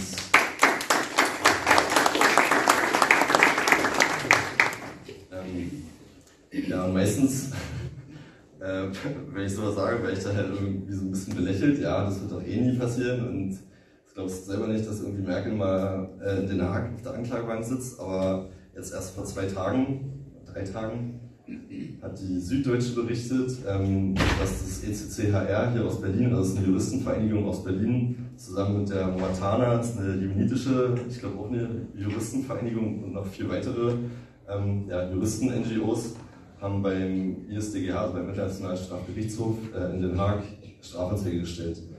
Konkret gegen Rheinmetall, gegen Airbus und eben auch die Bundesregierung. Also ich bin gespannt, was daraus wird, aber das ist halt ein Hoffnungsschimmer, das ist halt ein gutes Zeichen, dass was passiert. Und also ich werde es verfolgen und ich hoffe, dass da irgendwas bei rauskommt. Also die Sache ist, Saudi Arabien zum Beispiel ist nicht Teil, die haben nie das Rom-Statut unterschrieben, deswegen kann man Saudi Arabien so direkt nicht beim ISDGH anklagen, aber Deutschland, USA auch nicht, aber Großbritannien, so die ganzen Waffenlieferanten aus Europa, die haben alle das Rom-Statut unterschrieben. Deswegen könnte man die alle juristisch wasserdicht anklagen. Und das sollte so ein Weg sein, um einfach Gerechtigkeit für die jemenitische Bevölkerung zu erreichen. Genau, damit will ich auch enden und mich bedanken bei den Organisatoren, bei Stop the War in Yemen, bei Matthias, bei INSAN, Organisation für Menschenrechte und Frieden und natürlich fürs Haus Neues Deutschland hier in Berlin und natürlich an euch alle.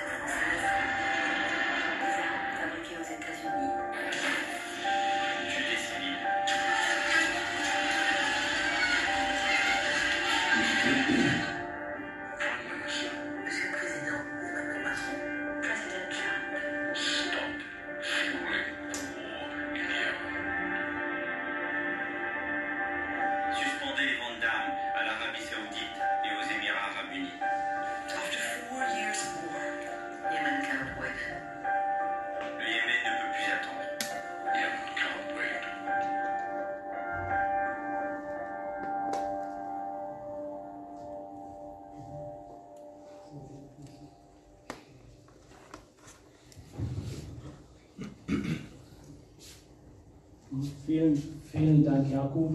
Und übrigens, der Jakub hat eine Webseite, der Gründer dieser Webseite, Ja, Justice Now. Justice Now, genau.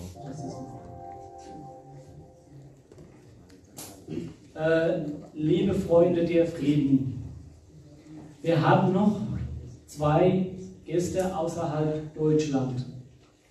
Ich möchte mich noch einmal bei Ihnen bedanken, dass Sie eine so weite Reise auf sich genommen haben, um hier dabei zu sein.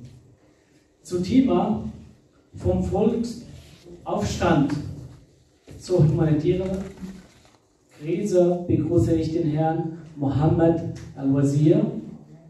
Der Herr Al-Wazir kommt aus USA, aus Washington DC, und der Herr Al-Wazir ist der Leiter der Rechtsabteilung von der Arabian Rights Watch Association. Welcome, Herr Al-Wazir.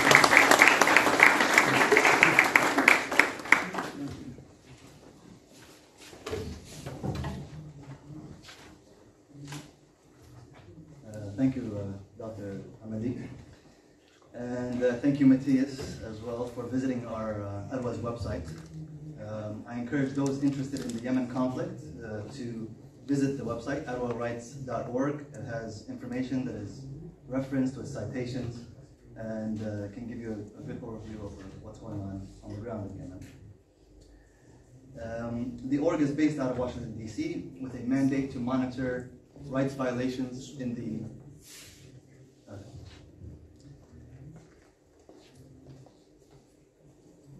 the org is based out of Washington, D.C., with a mandate to monitor. So it has to be close. Okay.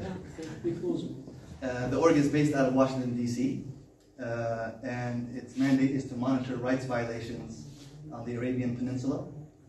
We attended the 3 Human Rights Council sessions every year for the past 4 years.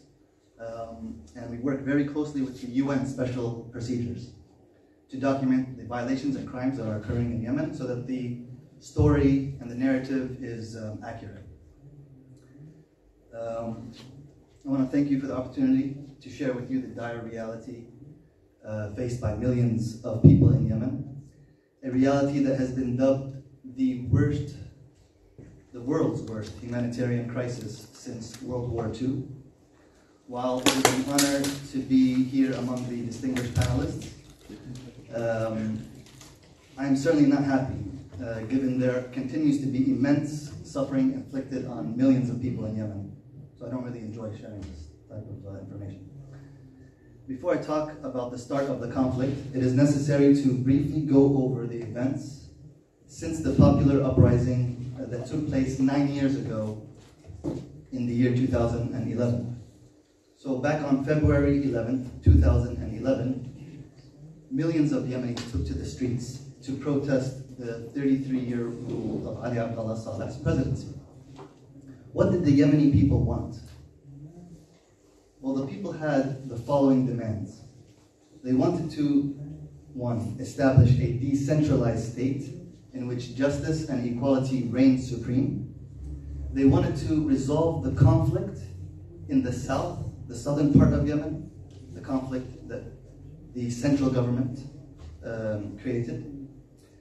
And the people wanted to resolve the conflict in the north, particularly in the Saudi region, because the central government at the time also committed, had oppressive tactics and military campaigns against the people there. They also wanted to distribute the wealth and public sector jobs fairly and equitably among the population. And they wanted to resolve all the economic problems. They wanted to end corruption and build national institutions that are based on merit, not cronyism and nepotism. And they wanted to prosecute Saleh for the crimes that he committed in the past and for corruption. They also wanted to make the war on terror a national issue by marshalling all resources possible to eliminate the threat posed by activities of Al-Qaeda in the Arabian Peninsula. They didn't want to just combat Al-Qaeda, they wanted to eliminate the threat posed by Al-Qaeda, and they did so at one point before the war. These demands sum up the wishes of the people. This was their dream, a republic that established justice for its citizens without exception. A republic that could safeguard peace and security for its people so that they may develop their faculties and prosper. A republic that was free from foreign dictates, whether those dictates came from states within the region or from those further away. What happened to the Yemeni people's demands? Well, their dream quickly became a nightmare.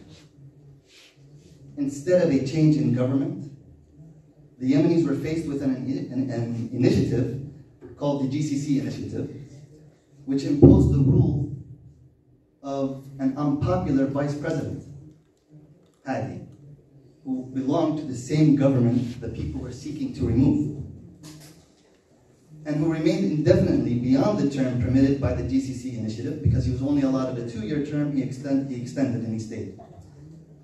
And that's what happened with the previous president, who stayed for 33 years. Instead of prosecuting government officials for corruption, this initiative granted these same officials immunity from prosecution. So it protected them. Instead of discussing suitable levels of decentralization, because you're in a central government, they wanted a decentralized form of government, and they wanted to discuss the different levels of decentralization. But instead of discussing it, there was a federation of 6 states, a proposal that was being imposed to split Yemen into 6 states. Without a vote, without a referendum, just like that. Despite Yemen not even having a large landmass to justify splitting it up, or ethnic diversity, or religious diversity, or diversity in language that justifies setting up a federation of states. Same language, same history, same people, same. Okay. Instead of solving the southern grievance, a number of armed groups loyal to a coalition of states were established alongside secret torture prisons to compromise Yemen's territorial integrity in the southern part, which is what we know now. Instead of solving the grievances in the north, in the Saudi governorate, a war was launched and the entire region was unlawfully deemed a military zone, the whole governorate. That's against international humanitarian law.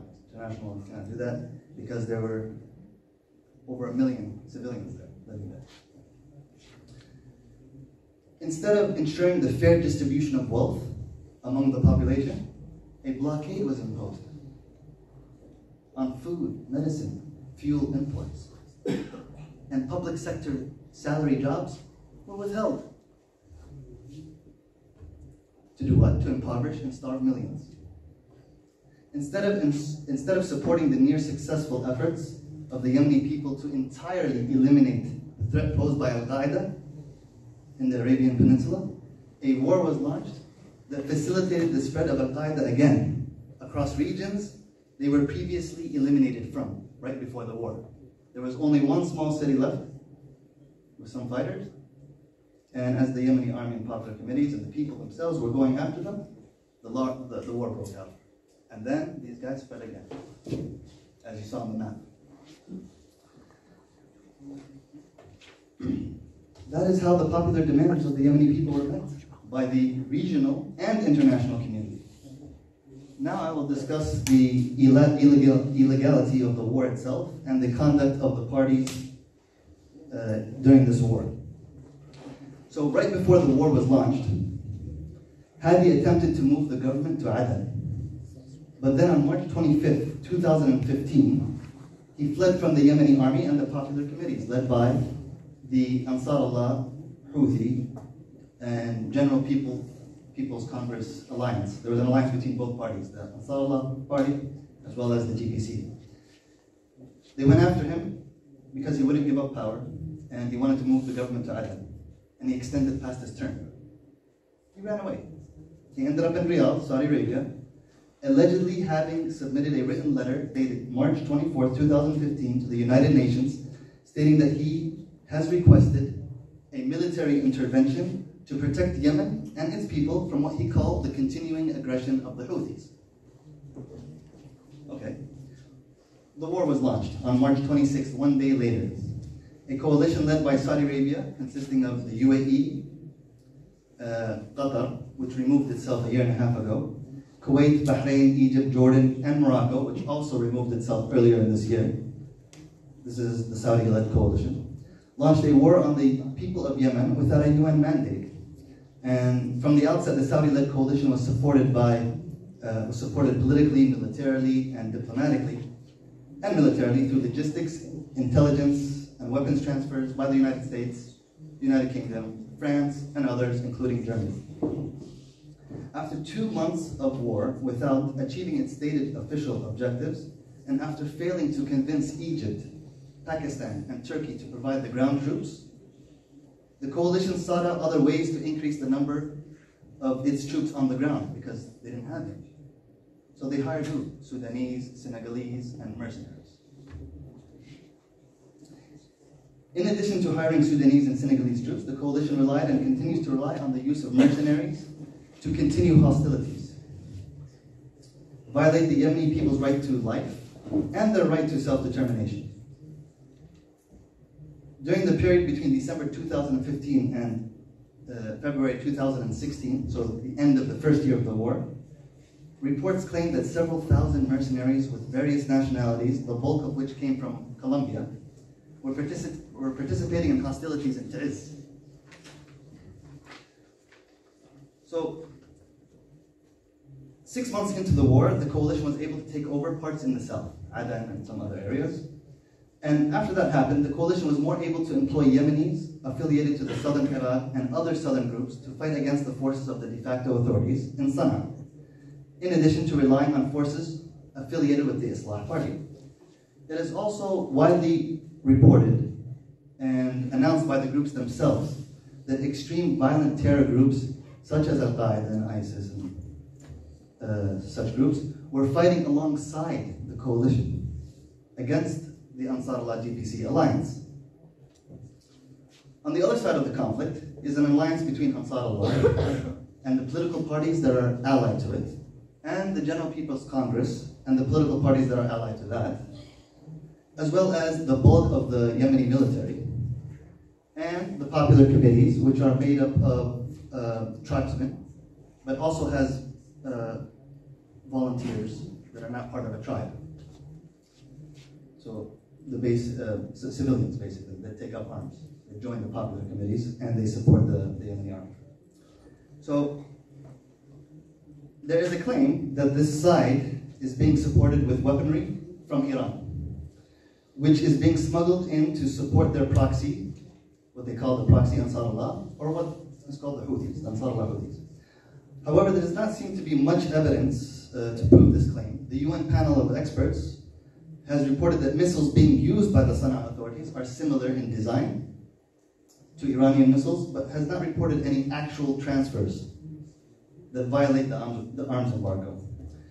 And more recently, in a sudden change, the US State Department last week, the US State Department Iran envoy, Brian Hook, he stated that clearly Iran does not speak for the Houthis. He said this last week, but in the past, he's actually said that they are a proxy. So he's changed. Most of the think tanks in the US, like Rand Corporation, find that there is no command-client relationship between Iran and Ansar Allah. That there is diplomatic and media support, but not necessarily that type of military support, or that they are commanded to do something. So they're not a proxy, basically. But when politics gets involved, the story becomes different. 3 weeks after the start of the war, the UN Security Council adopted Resolution 2216. This is 3 weeks after the war, which together with the UN Security Council 2140 established an arms embargo, an asset freeze, and a travel ban on 5 named individuals. Just 5. That's what 2216 is about. It's an arms embargo on 5 people in Yemen. And one is now outside. UN Security Council Resolution 2216 does not sanction war, doesn't allow for war. It doesn't say go fight a war in Yemen. The resolution in its plain terms instructs states to take measures to prevent the transfer of arms, because it's an arms embargo, prevent the transfer of arms, and to inspect cargo at their own airports and seaports. Can't block Yemen's airport or seaport. The idea was to search and inspect cargo going to Yemen from your territory. However, the opposite's happened. There's an entire blockade on the country of Yemen, and the coalition is using 2216 to justify it, that they're implementing the arms embargo, but they're blocking food, medicine, and fuel and starving the population. That's what's happening. The resolution does not permit the unreasonable withholding of cargo that is not prohibited by the resolution itself. Commercial imports should not be blocked. Exports should not be blocked. And humanitarian aid should not be blocked, but it is. So according to the UN Special Rapporteur, Idris al-Jazari, his mandate is unilateral coercive measures. The blockade involves a variety, and this is the blockade itself that's on Yemen. It's an aerial and a naval blockade. It involves a variety of regulatory, mostly arbitrary, restrictions enforced by coalition forces, including an unreasonable delay and or a denial of entry to vessels in Yemeni ports that amounts to an unlawful unilateral coercive measure under international law, and that involves grave breaches of the most basic norms of human rights law, as well as the law of armed conflict, which cannot be left unanswered. Quote. The group of eminent experts that was appointed by the UN Human Rights Council issued a report on August 28, 2018, of last year, also discussed this aspect of the conflict in detail, and I refer you to the statement made in the report that concluded, quote, no possible military advantage could justify such sustained and extreme suffering among millions of people in Yemen. The coalition has failed to cancel or suspend the restrictions, they're calling them restrictions, as required under international law. So they're saying it's against international law to do what they're doing.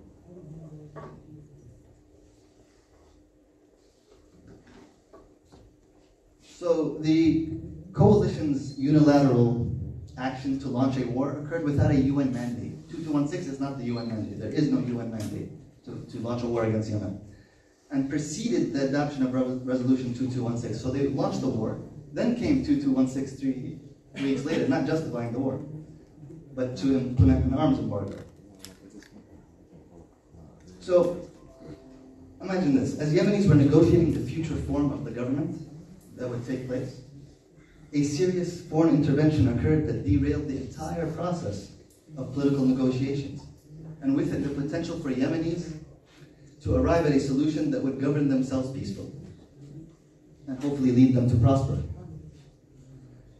And this is what the former UN Special Envoy to Yemen, Jamal bin Umar, stated unequivocally 3 weeks after the start of the war, when he said that when the coalition's military campaign started, one thing that was significant but went unnoticed is that the Yemenis were close to a deal.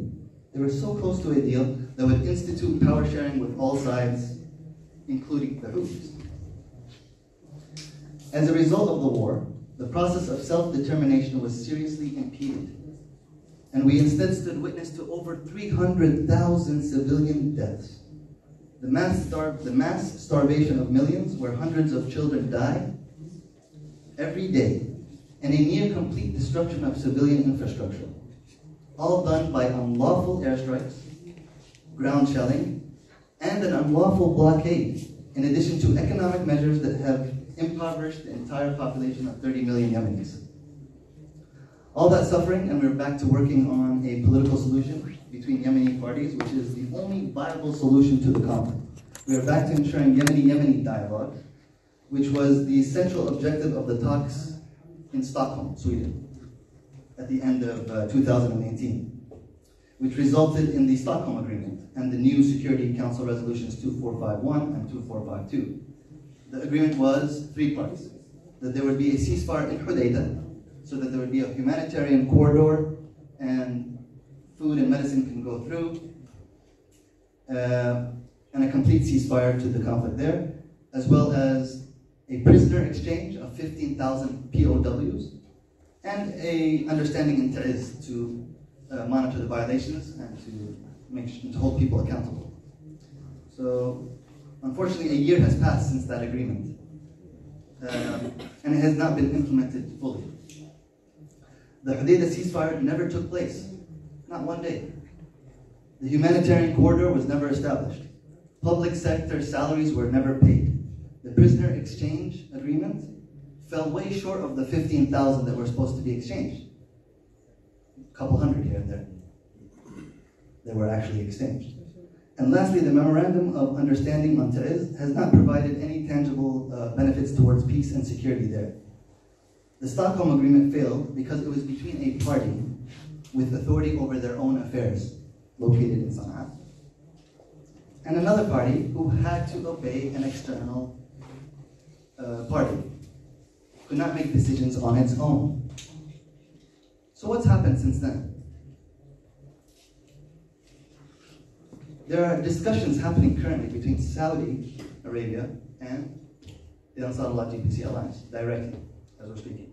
Why? Because of the recent Aramco hits that took place. Right?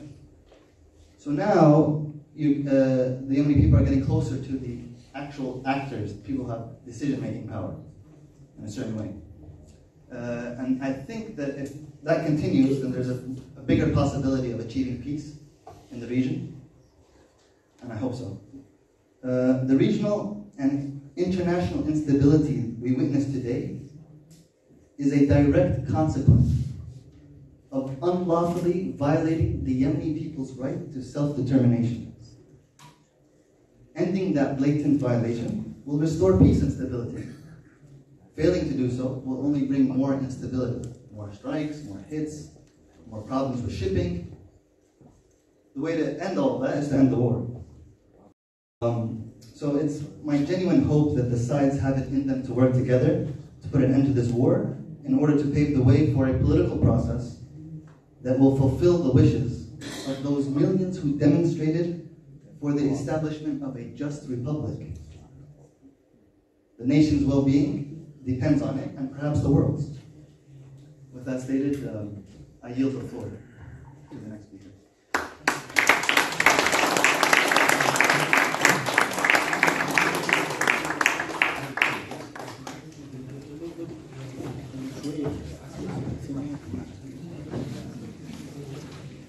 Thank you, Mr. Wazir. Ich denke, wir haben noch eine Stunde und haben wir noch einen Vortrag und Abschlusswort. Meine Damen und Herren, unser letztes Thema handelt sich um internationale Heuchelei und Doppelmoral und ihre Auswirkungen auf die Fortsetzung der Aggression gegen den Jemen. Zu diesem Thema begrüße ich den Herrn Abdussalam al-Zahibi. Herr Zahibi kommt aus Schweden und ist ein Menschenrechteaktivist in UN-Menschenrechtsrat in Genf.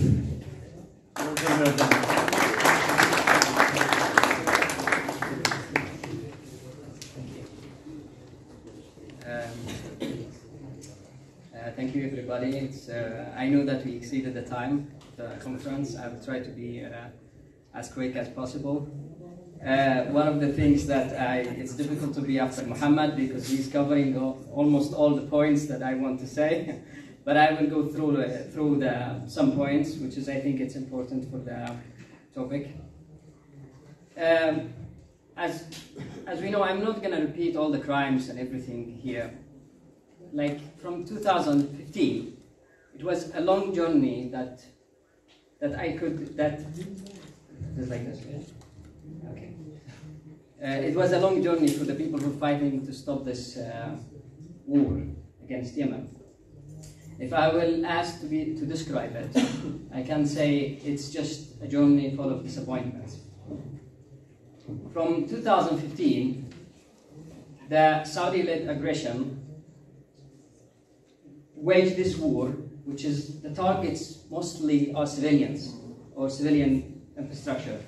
The speakers, they went through many examples, as you saw. And we, as Yemenis living outside of Yemen, we don't see what's happening in Yemen through the eyes of the international media, because we have families and friends there. So we took the responsibility, and we believe that our work is to expose the enemy. Well, many crimes happened. Bus full of school, hospitals, funeral hall, and so on. Hundreds of people being murdered. And we believe that we take these evidences, we show these pictures to the people we believe that they are decision makers. We give it to politicians, human rights activists. But the thing that we actually, that's why I say it's disappointment, we realize that whatever the crime is huge, but still, not this one. Whatever the crime is huge, but it's still, there is no reactions, because simply they don't care.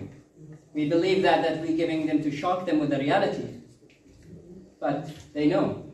In some cases, they actually get benefits of this war. It sounds like the whole world was waiting for the poorest country, as they like to describe us, to disappear from the map, to shatter. And as the aggressors, as the Saudi-led coalitions and their international backers, the United States, France, and Israel, so they kept repeating in front of the media that the war will stay only a few weeks, then they will reinstall their puppet president, legitimate President Abdrabbu Hadi Mansour. Well, it sounds like now we can say that it is not Yemen which disappeared. We could maybe believe that in the coming days it is the aggressors who's going to disappear. Yeah, I know that Muhammad, he went through the resolution, which is, I want here to speak about the world hypocrisy in dealing with the situation in Yemen, which started long time before the aggression, but I will start from 2015, maybe April, with the resolution 2216. As we say, the resolution, the Security Council, which aimed to support the political transition. Yeah, I never used this one, so I don't know how to use it. So. Okay. The resolutions aim to support the political transition, express the concern of humanitarian situation, the peace on the whole region, and the unity and sovereignty of the country. Well, the aggression started 3 weeks after that, and Muhammad, he mentioned also what's the UN Special Envoy to Yemen at that time, Jamal bin Umar, he said in front of the Security Council. Not going to repeat it, but what happened because of the aggression? What's that? Yeah. But what was the results of the aggression? Yemen today is far from having any peaceful political transition. The sovereignty of the country was violated by the aggression. The humanitarian situation is worsened, and the unity of the country is shattered. And countries who actually part of this, which is they believe that they are working under the UN umbrella and the UN resolution, they are supporting splitting the country.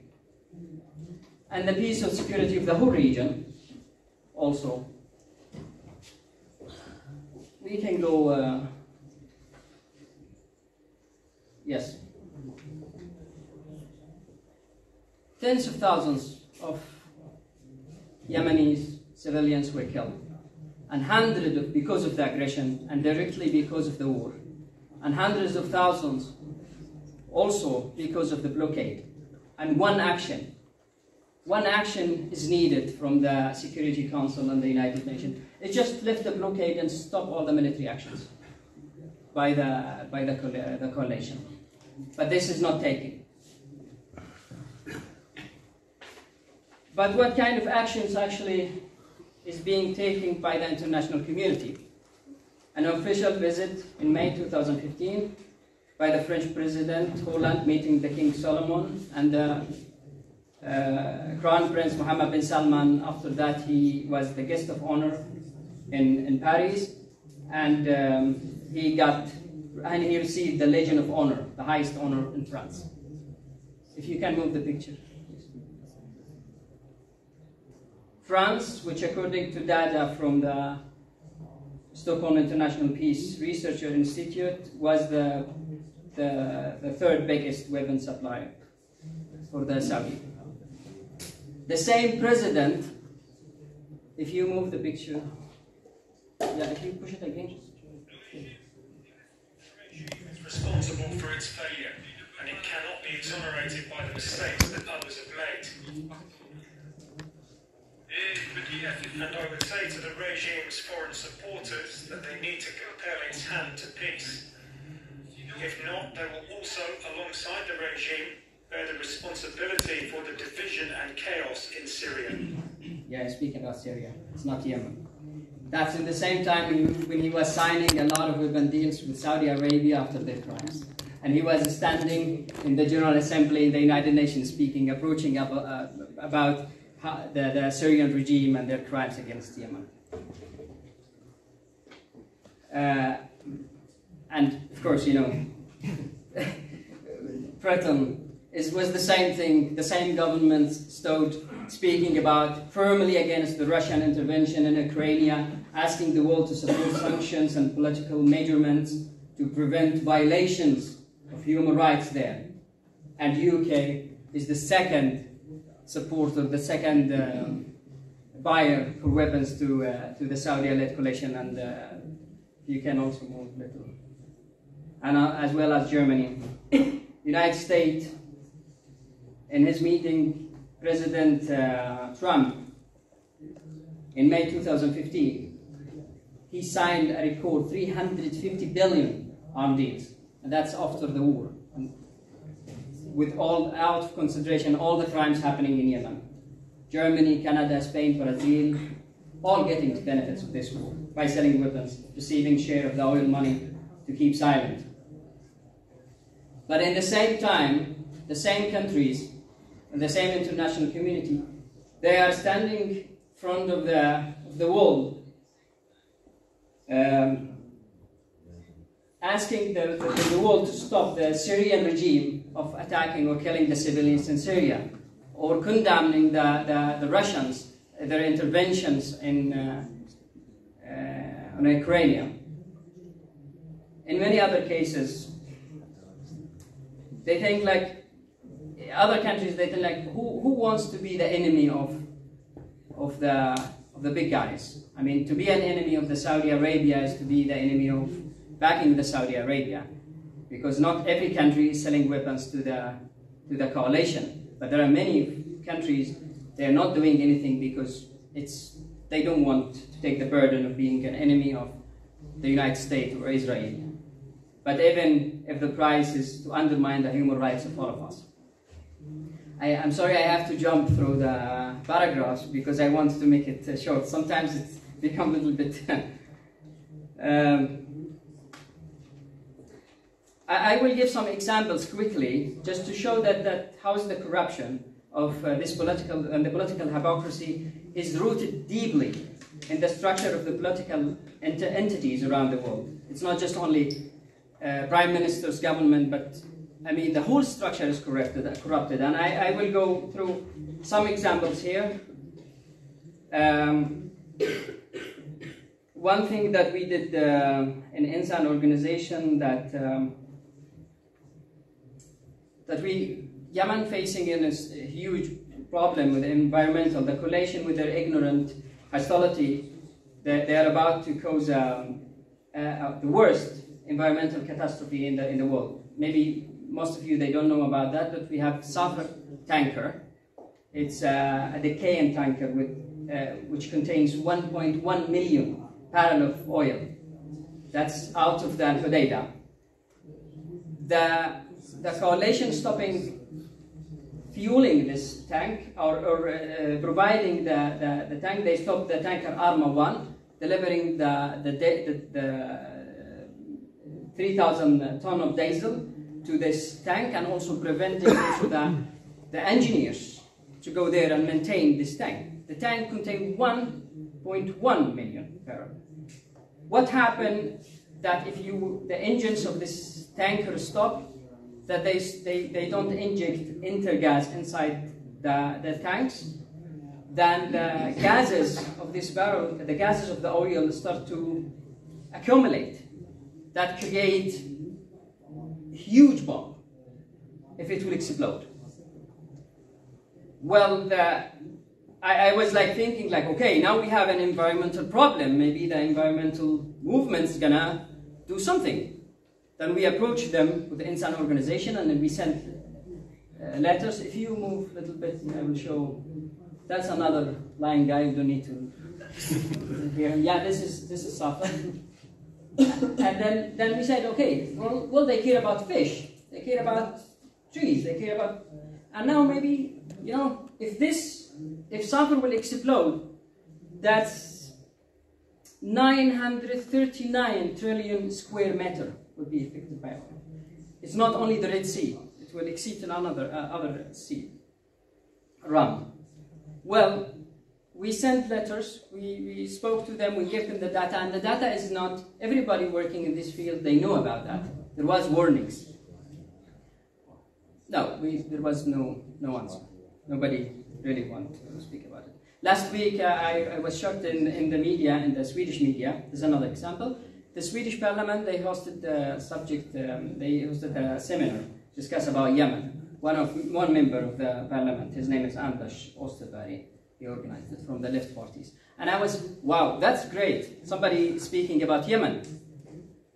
Well, when I read through the article, well, the subject was 12 journalists arrested in Sana'a and 6 people from the Baha'i faith. Well, all these reports, hundreds of thousands of people are dying and blockade and things. But of course we have to, the focus is just for 6 people. And the member of the parliament, he doesn't know that these 12 journalists are actually being released.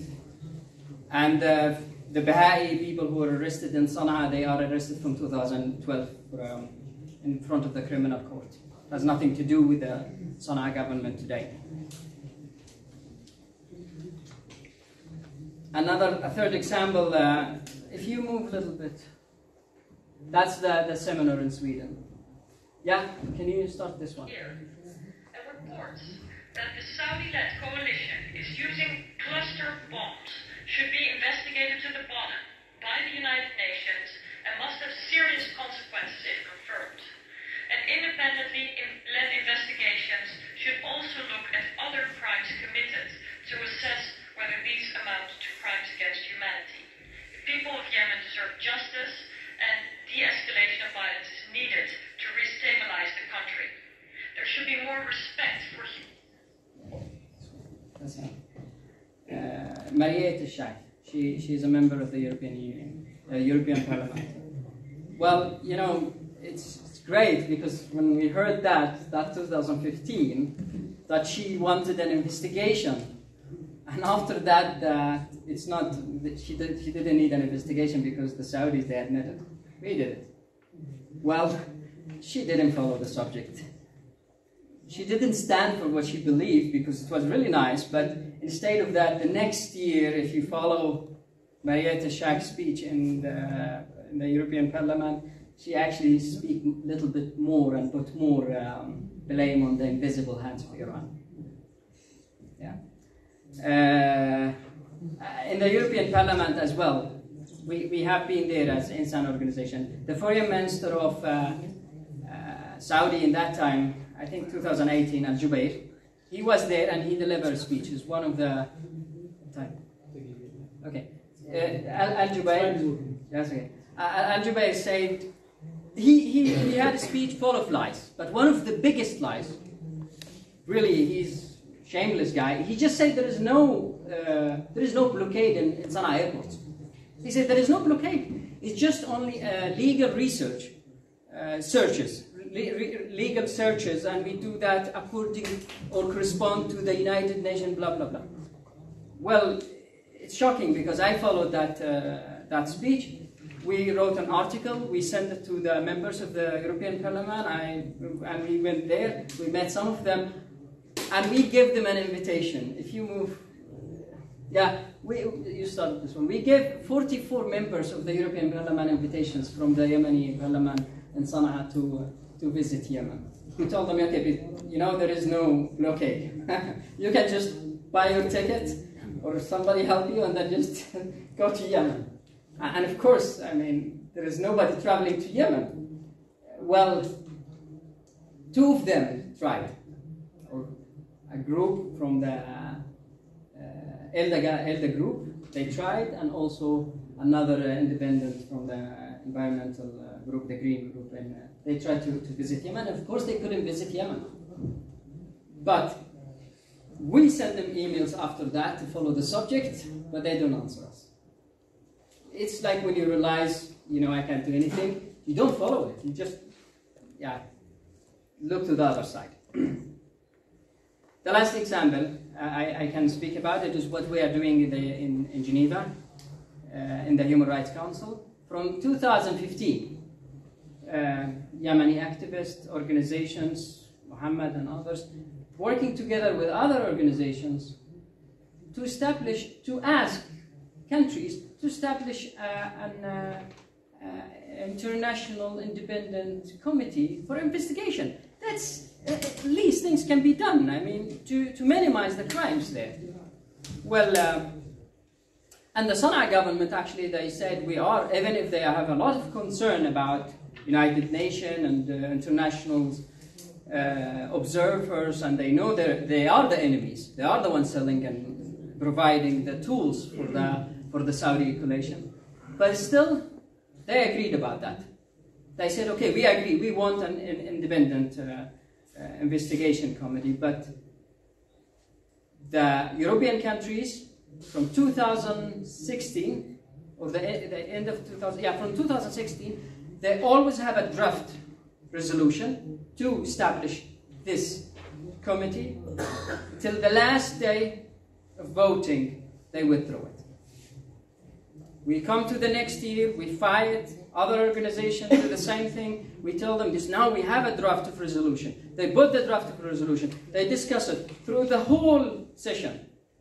And the last day, before the voting, they withdrew it. The last time we met, last time they did that, we met with the ambassador of the Dutch, and she was new, and she said, you know, we're gonna make we have this resolution to establish a committee. We have to document everything, and it has to be consequences. And I asked her, do you know this is not the first time? Maybe you are the first one here, but this is not the first time. It is the third time that you have a draft of resolution, then you threw it.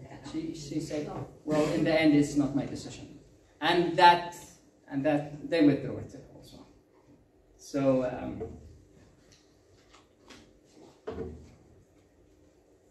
They withdrew it in the last minute before voting. It was in the list, but then they withdrew it.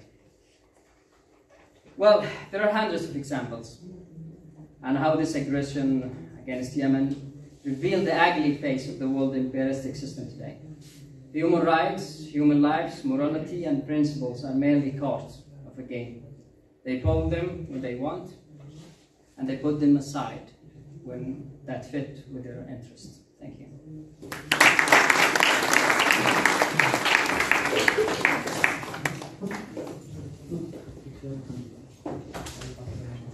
Ich will euch ein bisschen aufmuntern, dass wir noch ein bisschen aushalten. Das ist gleich zu Ende. Das ist wahrscheinlich ein trockenes Thema, wenn man vielleicht emotional sich nicht ein bisschen steigert. Es ist ein bisschen trocken. Es sind nur Informationen, sind nur Zahlen, sind nur Bilder. Aber für uns sind nicht nur Bilder. Für uns sind das Geschichten. Für uns sind das Familien. Für uns das Kinder einfach, die jeden Tag einfach vielleicht nicht zum Essen haben und vielleicht um ihr Leben schon fürchten. Deswegen, ich finde es prima, ich finde es super, dass ihr hier seid. Also ich will euch auch vielleicht fordern, dass wir alle als Vertreter der jemenitischen Kinder und der jemenitischen Unschuldigen und Machtlosen, wir haben auch die Möglichkeit, dass wir hier sind, dass wir was tun können. Wären wir im Jemen, hätten wir, vielleicht würde keiner von uns wissen, also wirklich Vergessener Krieg. Und wir versuchen einfach diesen Vergessenen Krieg nicht als vergessen einfach zu lassen. Wir geben uns Mühe, das ist einfach viel Zeit, was wir investieren und das machen wir auch gerne. Und glauben Sie mir, also die Leute, die im Jemen heute sind und von dieser Veranstaltung erfahren, wie stolz sie sind und wie froh sie werden, einfach zu erfahren, dass jemand ganz am Ende der Welt einfach halt emotional mit dir einfach fühlen. Deswegen ist es wichtig, wir haben gleich eine kleine Pause, dann haben wir eine Diskussionsrunde und wir würden gerne ein gemeinsames Foto in der kleinen Pause machen. Und das ist halt so auch als Geschenk für die Kinder, die im Jemen sind, für die Frauen, die uns auch zuschauen. Das ist eigentlich eine Gelegenheit. Ich bedanke mich. Nach der Pause gibt es noch der Abschlusswort und dann ist es zu Ende. Vielleicht gibt es noch was zum Trinken in der kleinen Pause. Danke. Wir lassen in der Pause den Stream laufen, aber schalten nur den Ton aus. Bis gleich.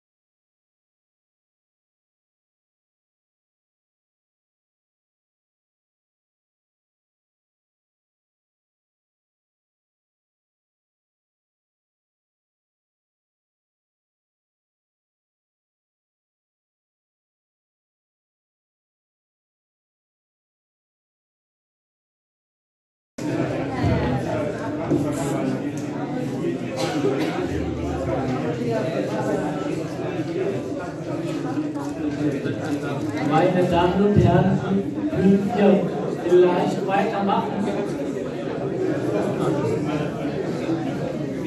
Ja, es ist jetzt ganz klar, genau.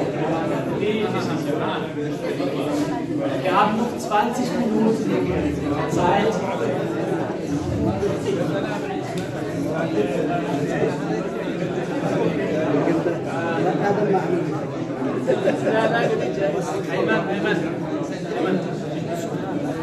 Natürlich dahin sitzen, ja? Falls jemand Fragen hat.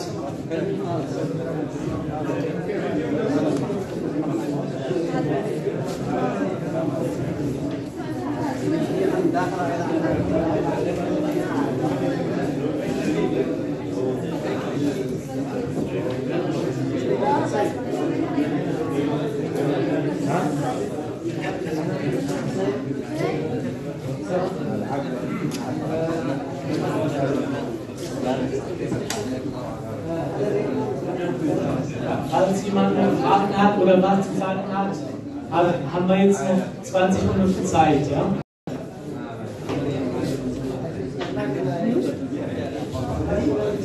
Erstmal die Redner und bitte hier nach vorne.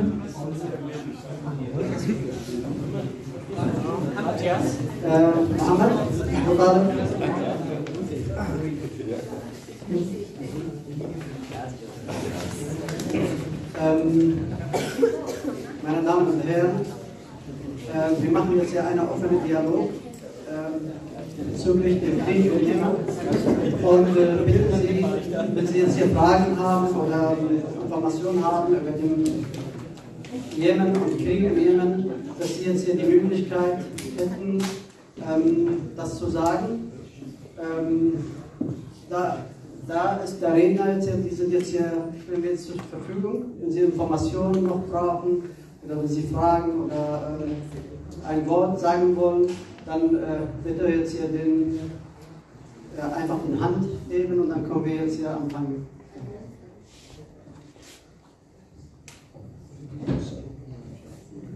Ja, haben wir hier? Ja, das looking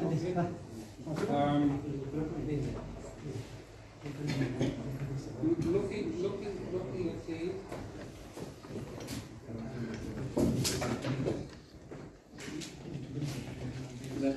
Looking at my questions of the English-speaking part.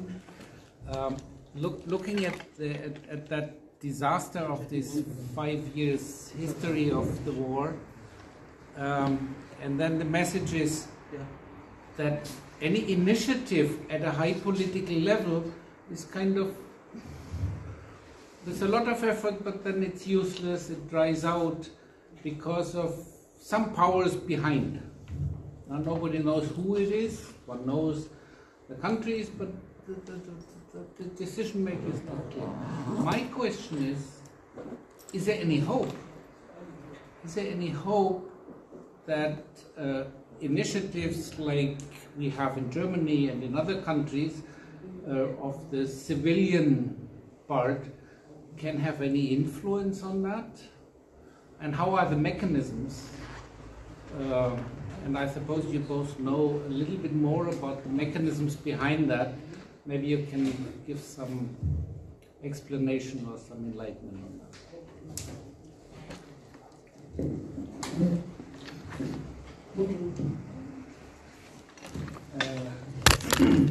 Thank you very much. That was a very good question. I'm not sure if I can answer you, but I'll give it a shot. You know, wars are fought to achieve certain objectives. When you achieve the objectives, you stop. If you don't achieve the objectives, you continue until you can't. I think. And what it seems is that they haven't achieved the objectives. The objectives was to restore official objectives. To restore, aside from taking control of the land and the resources and all that, was to restore a government that would allow them to do that. They couldn't. The coalition was saying. And it's been 5 years with the state-of-the-art weaponry and all that support, and they still can't. So, You either stop and you make a deal on what you already gained, both sides, and you make some sort of negotiation and you arrive at a deal, or you fight till the end to try to achieve those objectives. And I think that's where we are right now. They're not achieving the objectives, and now they have a decision to make, and I'm talking about the coalition. Because the Yemenis will continue to defend themselves until they're no longer able to do so. So that's the other side. They could be eliminated, it's possible, but it doesn't look like it's going to happen. So the other side, the coalition needs to make a decision either to, stop this war, right, and to maybe come to some sort of agreement based on what's already happened, or to continue until somebody taps out, right, like any other fight. Has to give up. I don't know what's going to happen. There's negotiations happening right now as we speak, sort of. I'm not too sure if they're very serious or not, but Saudi Arabia was in some sort of discussion with the authorities in Muscat to see. Because right now, what's facing Saudi Arabia now is not what was facing it 3-4 years ago. They've been hit in the biggest production facility. Half of it is gone. The other half can go, and they know this. So either they get to their senses and maybe come to some sort of agreement, or face a lot more instability. That's what I think. That was my concern, and that's how I ended off the topic. Was you don't end this war, there will be more instability, meaning oil production facilities being hit, shipping lanes being affected, and so that's all I can see. What the outcome will be, I don't know. Time will tell. I think very soon, maybe in the upcoming year. I think. I have two more questions. Maybe you don't answer it now because I want to. One question is, you were saying there's an official agenda. Do you know, or do you have any speculations about hidden agendas? First. Second, what I a little bit missed is that the inner conflicts within Saudi Arabia. So Saudi Arabia is, there are some Saudis, but the rest are tribes and whatsoever. Do they play any role in that? That Saudi Arabia has a fear to get more unstable, or not? You mentioned it now. Yes, no? yes. But anyway. Maybe others. You want to wait and see if there's another question? Yeah. No, I would like to in the first answer, because it's very important. The first question was, if you can the hidden agenda. Okay. If you have speculations about hidden agendas. I actually am not going to answer this. I'm going to answer the first question. Because the question that you said... Yeah. Hello? No, this is not good.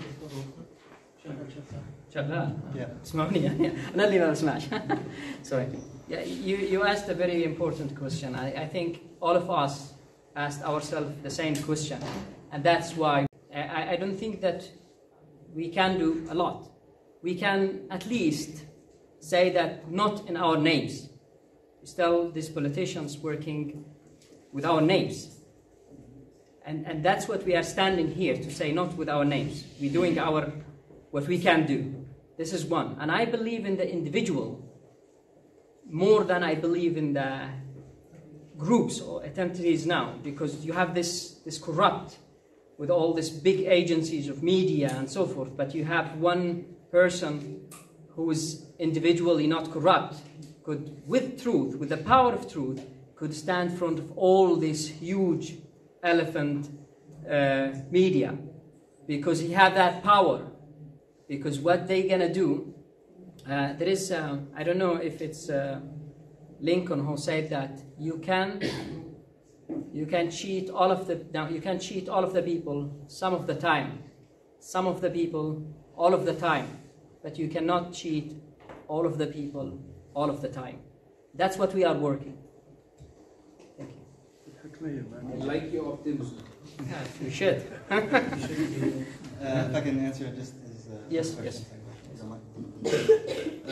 So you asked about hidden agendas. I mean, the official objectives have not been achieved. It was to restore Hadi's person back to the government.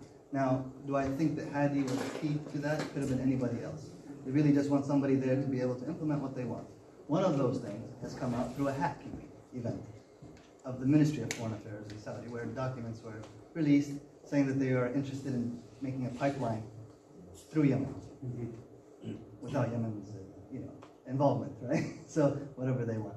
The other side, you have people like the UAE, who's seems that they seem to be lingering around ports, and they have Dubai port, one a very important port that could be affected if there are other ports in the region that are developed. So some people are experts or analysts believe that there may be some sort of economic reason for their participation in the war as well. And your second question was towards the hidden agenda. That was the instability also of Saudi Arabia. Yes. Yes. So you have and that fear of more instability within Saudi Arabia. Absolutely. That must be a driving force for the ruling clans there. True. I think the fact that they entered into this war has caused the instability. They could have managed any particular instability in their country a lot better if there wasn't a war going on. Because now you have people in Yemen talking to people inside Saudi Arabia, the tribes themselves, the people who have grievances, like in the western province. They don't necessarily, the people there, and I know some people there, they don't have the same thoughts or way of thinking when it comes to religious practices and stuff. The Riyadh areas. So there is a grievance there. There's a grievance in the eastern province of where about 1 million, I think, Shiites live, right? So instead of taking care of those regions with money, you're wasting money. Or with development projects and bringing them into the fold, you're wasting money in Yemen. Now the Saudis' balance sheet is horrible. They have loans, they have yearly deficits, year-on-year deficits. They're in a terrible financial situation, and their production is being hit at the same time. That's where the instability comes, because a lot of the times it was, loyalty is being bought with money, their tribes. That's not there anymore. And also a war that you're losing. So no longer are you the big man, and no longer are you the sugar daddy being able to pay off people. So people are looking at you now like this. There is a problem, for sure, and there is a chance that the country may break up. It's a possibility. I don't know about now or sometime in the future. If this war continues, there'll be a bigger, I think, problem for them. It's either they can, because they're not stopping. These guys are expanding, and the capabilities of the Yemenis are growing day by day, as we see. That's just what's happening. So that would be how I would answer your question. Thank you. Okay.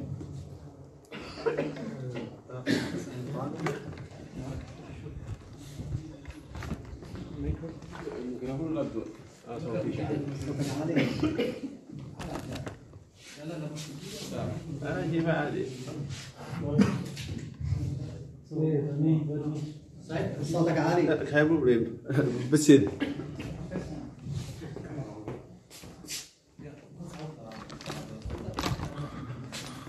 Eigentlich bin ich laut, aber ich habe Halsschmerzen.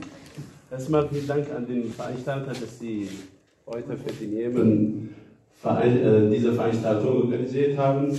Das freut mich als Jemenite, dass man das Verbrechen von den Saudis hier vorstellt, dass die Welt erfährt, was Saudi Arabien, was die Emiraten im Jemen machen. Aber die Hälfte der Wahrheit hat heute gefehlt. Bevor die Koalition den Jemen eingegriffen hat, sind Tausende ums Leben gekommen, die Houthis getötet haben, von Sabah, einmarschiert nach Amran, einmarschiert nach Sanaa. Wo sind die heute erwähnt? Zehnte wurden im Gefängnis gefoltert bis zum Tod. Und ich komme aus Sanaa, meine Familie ist von Sanaa vertrieben von den Houthis. Wo sind die alle erwähnt? Tausende Kinder ich habe frei. Tausende Kinder wurden von den Schulen als Soldaten rekrutiert, in den Krieg geschickt. Okay. Wo sind die hier erwähnt? viele Menschenrechtsverletzungen, die Houthis im Jemen, die Minen, die haben mehr als Tausende die Füße abgenommen. Wo sind die erwähnt? Alles das hier. Ja, das ist eine Frage. Wo sind diese ganzen Verbrechen? Okay, jetzt antworte bitte. Ich habe meine Frage noch nicht zu Ende. Meine Frage ist noch nicht zu Ende. Und noch ein Kommentar zu dem, was er gesagt hat, Ex-Präsident. Das darf man noch nicht sagen, weil die UN. Für mich, wenn du fragst, Hadi ist guter Präsident oder schlecht, ich sage, er ist schlecht, sehr schlecht. Aber er ist legitimiert noch. Und er wird von ganzer UN, von der ganzen Welt anerkannt. Und deswegen will ich diese Information oder diesen Kommentar dass man es nächstes Mal vielleicht vermeidet, dass man sagt Ex-Präsident. Wir haben ihn leider noch als Präsident. Deswegen, ich würde sagen, dass man nächstes Mal, wenn man die Jemen-Konferenz sagt, dass man über die Jemeniten redet und nicht nur die Houthis verteidigt. Das ist eine Verteidigung für die Houthis, leider. Und deshalb kann man als Houthi-Konferenz und nicht Jemen-Konferenz. Danke. Die Frage, hört man mich? Ja. Der Dr. Einmal muss auf ein bisschen antworten. Naja, also ich werde einmal übersetzen für die Freunde, die jetzt kein Deutsch verstehen. Ich werde das jetzt kurz auf Arabisch übersetzen. يعني هو قال إنه هو تكلمنا بس عن السعودية وما ذكرناش حق الحوثيين وحق الألغام الذي هي تسببت والرئيس هادي نحن ما بنقول الرئيس السابق أو يعني الذي مش معترف به يعني ليش المفروض نحن نعترف به لأن الأمم المتحدة هي تعترف مع أنه قال تكلم بالعربي تكلم بالعربي أسأل عن الجرائم التي ارتكبتها ميليشيات الحوثي من التعذيب من السجون من الاختطاف من تمام. Okay. Ich glaube, jetzt hier müssen wir jetzt eine Antwort bekommen. Die Antwort wird jetzt hier freiwillig von der Rede jetzt hier antworten? Ich will kurz mal darf ich ein Wort sagen über diese Frage? Gleich, wenn der Dreimann jetzt Ich kann hier nur.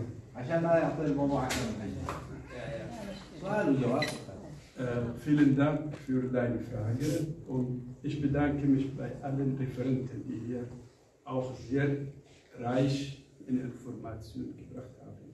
Ich bin auch heute sehr bereichert mit dieser Information, obwohl ich kein Houthi bin, ich bin kein Islam, aber ich bin selbst in Sada gewesen. Und ich habe gesehen, was der Ali Abdul Saleh in Sada gemacht hat, in Saudi Arabien und mit den Milizen von Islampartei. Leider sage ich und laut sage ich und werde ich auch laut sagen, dass die Islampartei haben die Grundbasis für Al-Qaida und Daesh in Jemen und in den ganzen Halbinsel, Golf und Regierung gebaut und überall diese Terroristen exportiert. Und ich glaube, viele Leute wissen ganz genau, was in Damaj gewesen ist. Und ich habe selbst deutsche Terroristen, deutsche Salafisten in meiner eigenen Praxis behandelt, weil sie in Damaj gekämpft haben und haben sie mich gefragt, kannst du uns helfen, unser Bruder Markus nach Deutschland zu bringen? Markus stammt aus Südfrankreich, ich Franzose, und er ist zu Damaj 5 Jahre gewesen, um eine, wie gesagt in Klammern, die echte Islam zu lernen. Saudi Arabien finanziert überall die Moscheen in Europa, in den USA, und ich habe die Al-Qaida-Mitglieder selbst in Michigan getroffen und habe ich gefragt, wie bist du hergekommen? Ich habe gesagt, ich habe die Visa von der amerikanischen Botschaft in Saudi Arabien bekommen. Liebe Freunde, wir wollen die Sonne nicht mit dem Sieb bedecken. Nein, wir müssen die Wahrheit mit uns selbst erstmal verdauen. Die Wahrheit ist sehr schmerzhaft. Aber was passiert von der Islampartei? Überall haben sie die Schulen überall in Jemen kaputt gemacht mit ihren ideologischen Wahhabisten. Sie haben nur Wahhabisten gebildet. Und es tut mir leid, mein Freund. Wo ist die Antwort auf die Frage? Das Ein Moment. Wer hat das Land kaputt gemacht? Okay. Entschuldigung. Wir geben jetzt Und noch ein zweites Chance. 6-mal ist der Krieg gegen Houthis in Saudi gewesen. Und diese Wahhabisten haben in jedem Haus ein Problem gebracht. Sogar hier in Deutschland. Ich habe 280 Menschen aus Essen, aus der Umgebung von Münster in Jemen getroffen, die mit Al-Qaida arbeiten. Und vielleicht noch zu sagen, vielleicht meine Freunde, die Referenten haben nicht gewagt zu sagen, aus Europa sind alle Touristen gesammelt mit den Bussen und von Jemen mehr als 30.000 nach Syrien geschickt, um gegen Al-Assad zu kämpfen. Und kommt noch, vielleicht in 2 Jahren oder 3 Jahren, die Terroristen in Syrien, sie werden nicht nur nach Jemen geliefert, sondern nach Pakistan und nach Russland geliefert. Das ist das Problem. Vielen Dank, Dr. Ali. Das ist die Antwort. Es gibt noch eine Ergänzung. Ja? Jetzt, diese Frage, wir haben jetzt ja relativ viele Sachen jetzt hier geweckt, aber jetzt ja, jeder will jetzt ja eine Antwort geben. Also du hast vollkommen recht, was du sagst. Auch die Houthis haben Kriegsverbrechen begangen. Das streitet hier wirklich niemand ab, dass die Houthis auch Kriegsverbrechen begangen haben. Es gibt die Minen, was du angesprochen hast. Es gibt Berichte über Hinrichtungen, wo sie einfach Leute aus den Häusern gezerrt haben, auf offener Straße hingerichtet haben. Vollkommen richtig, streitet niemand ab. Hast du recht, aber womit du vollkommen Unrecht hast, ist, du hast gesagt, wir haben die Hälfte der Story rausgelassen. Es ist nicht die Hälfte der Story. Es ist nicht 50-50. Es ist nicht, dass beide Parteien ungefähr gleich viele Kriegsverbrechen begehen oder gleich schlecht sind. Das ist halt einfach nicht der Fall. Es ist ein extremes Missverhältnis. Auf jeden von den Houthis hingerichteten Zivilisten kommen 1000 von der Koalition Getöteten. Auf jede Mine von den Houthis kommen 1000 Bombardierungen von Lebensmittelfabriken. Also in dem Punkt will ich einfach nur widersprechen, dass es nicht die Hälfte der Story ist. Es ist 0,1% der Story vielleicht, die wir ausgelassen haben, oder 1%. Das ist nicht die Hälfte. Also ich sehe jetzt hier, dass viele wollen jetzt hier Fragen und Antwort geben, aber ich kann Ihnen auch eins sagen, die aktuelle Regierung, was jetzt Abgeordnete so ist, es ist Zweifel dabei, dass er legitimiert ist. Weil er hat jetzt ja nur 2 Jahre lang dafür gewählt und die 2 Jahre waren schon und jetzt, man redet jetzt davon, dass Abgeordnete noch Präsident, aber jetzt hier von der Volk in Jemen ist es zweifelhaft nicht mehr der Wahl. Auch von der Islah-Partei, die haben immer wieder Zweifel daran und da sagen die Abgeordneten, die arbeiten nicht für Jemen. Und da gebe ich es auch recht. Aber man weiß, alle wissen, dass jetzt der Saudi Arabien hat die große Stütze ist von Abdurrahman Hadi, weil er hat den Krieg legitimiert mit seinem Wort. Und das ist nicht richtig, weil jetzt der jemenitische Volk ist rausgegangen mit Millionenhöhe in überall Städte und hat ihn abgewehrt. Auf der Straße. Und das ist jetzt hier, das müssen wir alle wissen. Und das reicht, glaube ich. Darf ich noch was sagen? Entschuldigung. Also ich finde, was Jakob gesagt hat, ist völlig richtig. Wir sind einverstanden. Deswegen sind wir schon seit 2015. Oder seit 2016, wo wir in Genf waren, haben wir immer gesagt, wir sind für eine internationale unabhängige Untersuchungskomitee, die gegen alle Kriegsparteien einfach untersucht. Und Saudi Arabien und die Muslimbruder waren immer dagegen und Hadi-Regierung war immer dagegen. Wir sind weiterhin bis heute, wir sagen, wir wollen eine unabhängige internationale Untersuchungskomitee, die gegen alle Parteien einfach kämpfen. Und heute in unserer Veranstaltung, wir haben vielleicht 0,0001 also gelassen, also von der Geschichte, von der kompletten Geschichte, aber wir haben auch nicht von den Verbrechen von Muslimbruder gesprochen. Wir haben nicht von den anderen Parteien, die einfach unter Saudi-Arabien und Emirate kämpfen und die im Süden, die Übergangsregierung im Süden haben wir nicht gesprochen, weil das ist 0,1%. Wir verbringen unsere Zeit nicht um diese Kleinigkeiten, was du denkst und was alle wissen. Und was wir eigentlich, wir haben kein Problem, dass eine internationale Untersuchungskomitee gegen alle Parteien spricht. Aber unsere Zeit macht. Lass ihn weiter ausreden. Ich war auch ein Redner, du bist später gekommen, tut mir leid für dich, also das ist dein Problem, dass du nicht rechtzeitig gekommen bist.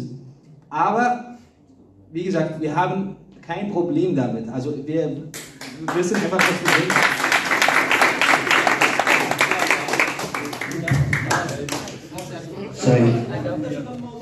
Du hast explizit die Frage nach der Regierung Hadi gestellt. Du bist der Meinung, sie ist eine legitime Regierung. Auch wenn du nicht mit ihr einverstanden bist mit der Regierung, so wie du sagst. Aber wie das so üblich ist in Demokratien oder in der Welt, jedes Volk für sich selbst bestimmt, wer seine Regierung ist. Und in westlichen Ländern wird es durch demokratische Wahlen gemacht, so wie das auch im Jemen 2012 stattgefunden hat, die Wahlen. Und dort, das war ausführlich dargelegt und nachgewiesen, dass die Amtszeit von Hadi maximal 2 Jahre auf 2 Jahre begrenzt ist. Und diese Amtszeit ist seit 2014 vorbei und deswegen ist er auch kein Präsident mehr. Und weder eine internationale Staatengemeinschaft oder eine Vereinten Nationen legen fest, in welchem Land wer die Regierung stellt. Das macht immer das jeweilige Volk. Du hast auch diese sogenannte internationale Staatengemeinschaft angesprochen, die sich selbst als internationale Staatengemeinschaft versteht. 30 Länder, wir haben 200 Länder bei der UN gelistet. 170 Länder haben sich überhaupt noch gar nicht zu dem Thema Jemen-Krieg geäußert. Das sind diese 30 Länder, die bei Saudi Arabien Öl kaufen oder bei den Vereinigten Arabischen Emiraten Öl kaufen, das übrigens auch völkerrechtswidrig aus dem Jemen gefördert wird und an die Käuferländer verscherbelt wird. Und es sind diese Länder, diese sogenannte internationale Staatengemeinschaft, die dann Saudi-Arabien die Bomben liefert, mit denen dann Saudi-Arabien Jemeniten tötet. Und das spielt keine Rolle, ob der Jemenite Houthi-Rebell ist, Anhänger von Saleh ist, Anhänger von wem auch immer. Bomben treffen da keine Unterscheidung mehr für wen ist. Also nochmal, mein Wunsch, mein ganz persönlicher Wunsch wäre, dass der Krieg sofort wie möglich, so schnell wie möglich aufhört und dass die Jemeniten ihr Schicksal in die eigene Hand nehmen, unabhängig von irgendwelchen äußeren Einflüssen.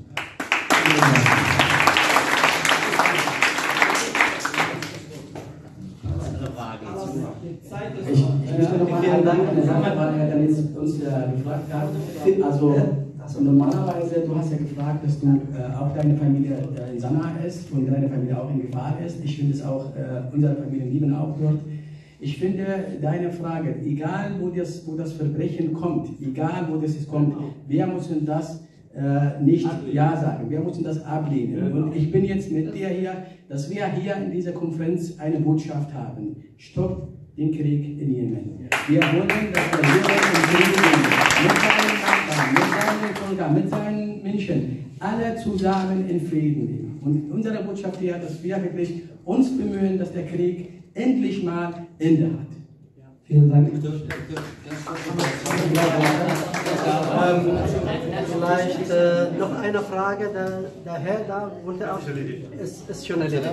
Alles klar. Da wollte ich jetzt eine Frage.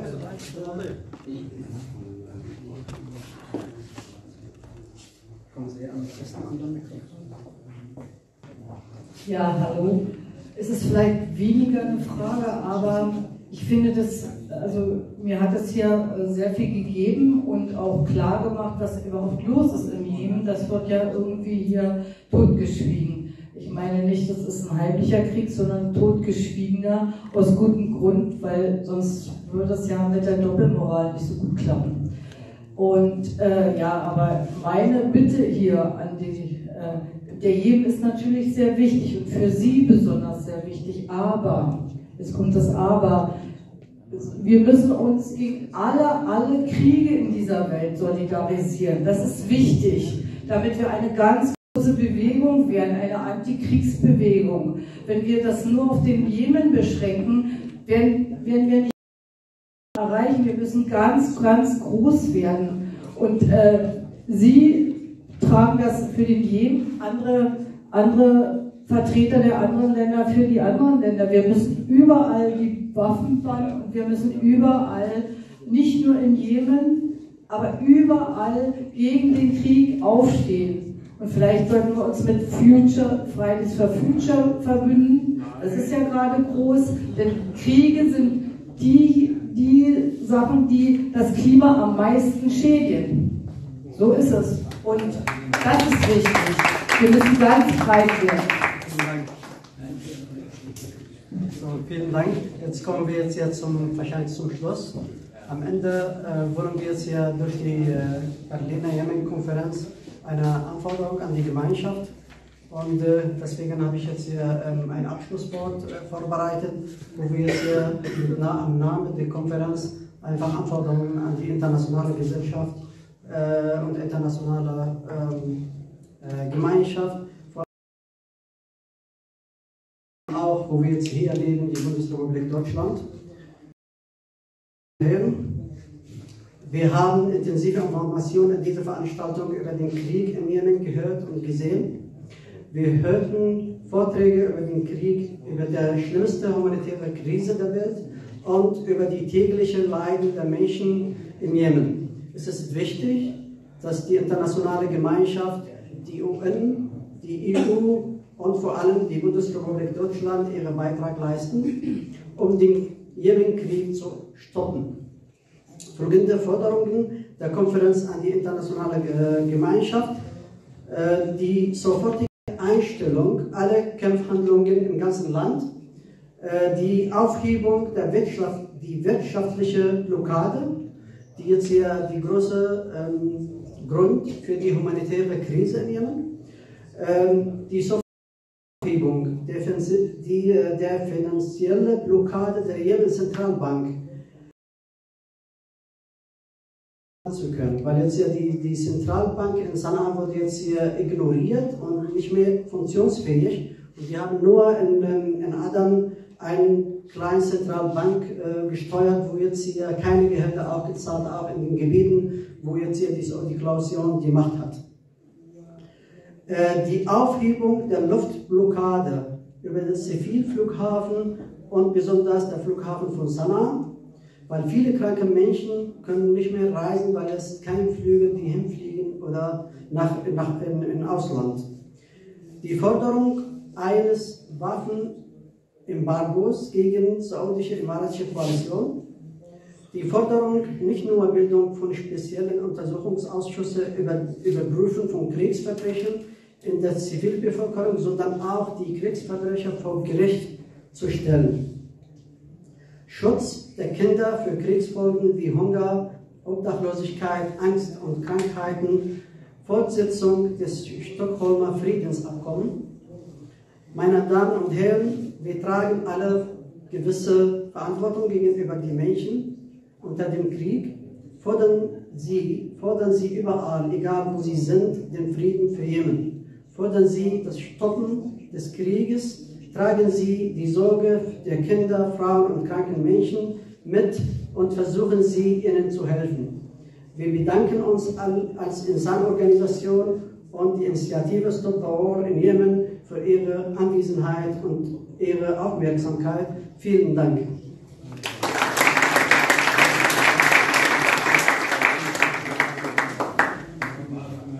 Wir machen jetzt ein Foto. Wer möchte, kann bleiben. Wer aus Datenschutzgründen gehen möchte, kann auch gehen.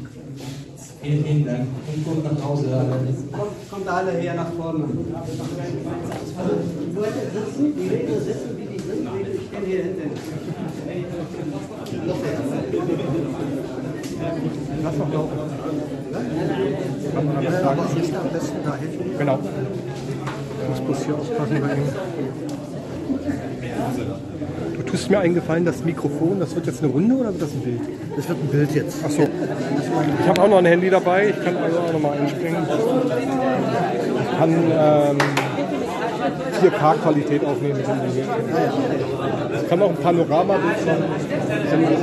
Ich stehen hier einfach da und jeder, der will, der kann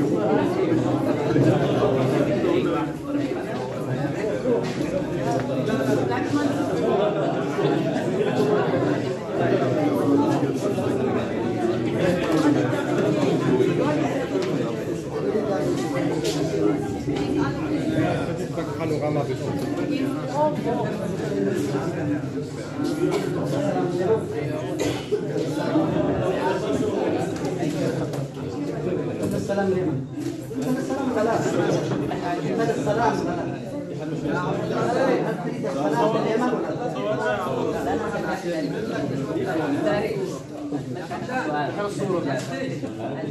Ihr müsst jetzt mal ganz still stehen, weil das wird ein Panoramafoto. Ja, sehr gut.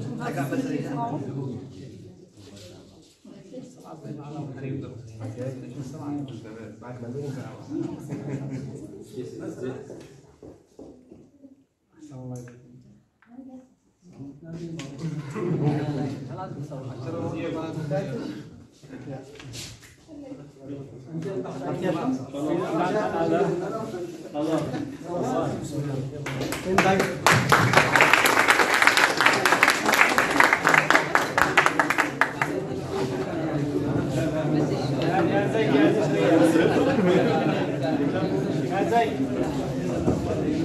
Wir verabschieden uns aus dem Livestream von der Konferenz Stop the War in Jemen und bedanken uns für eure Aufmerksamkeit. Schaltet beim nächsten Mal wieder ein. Tschüss.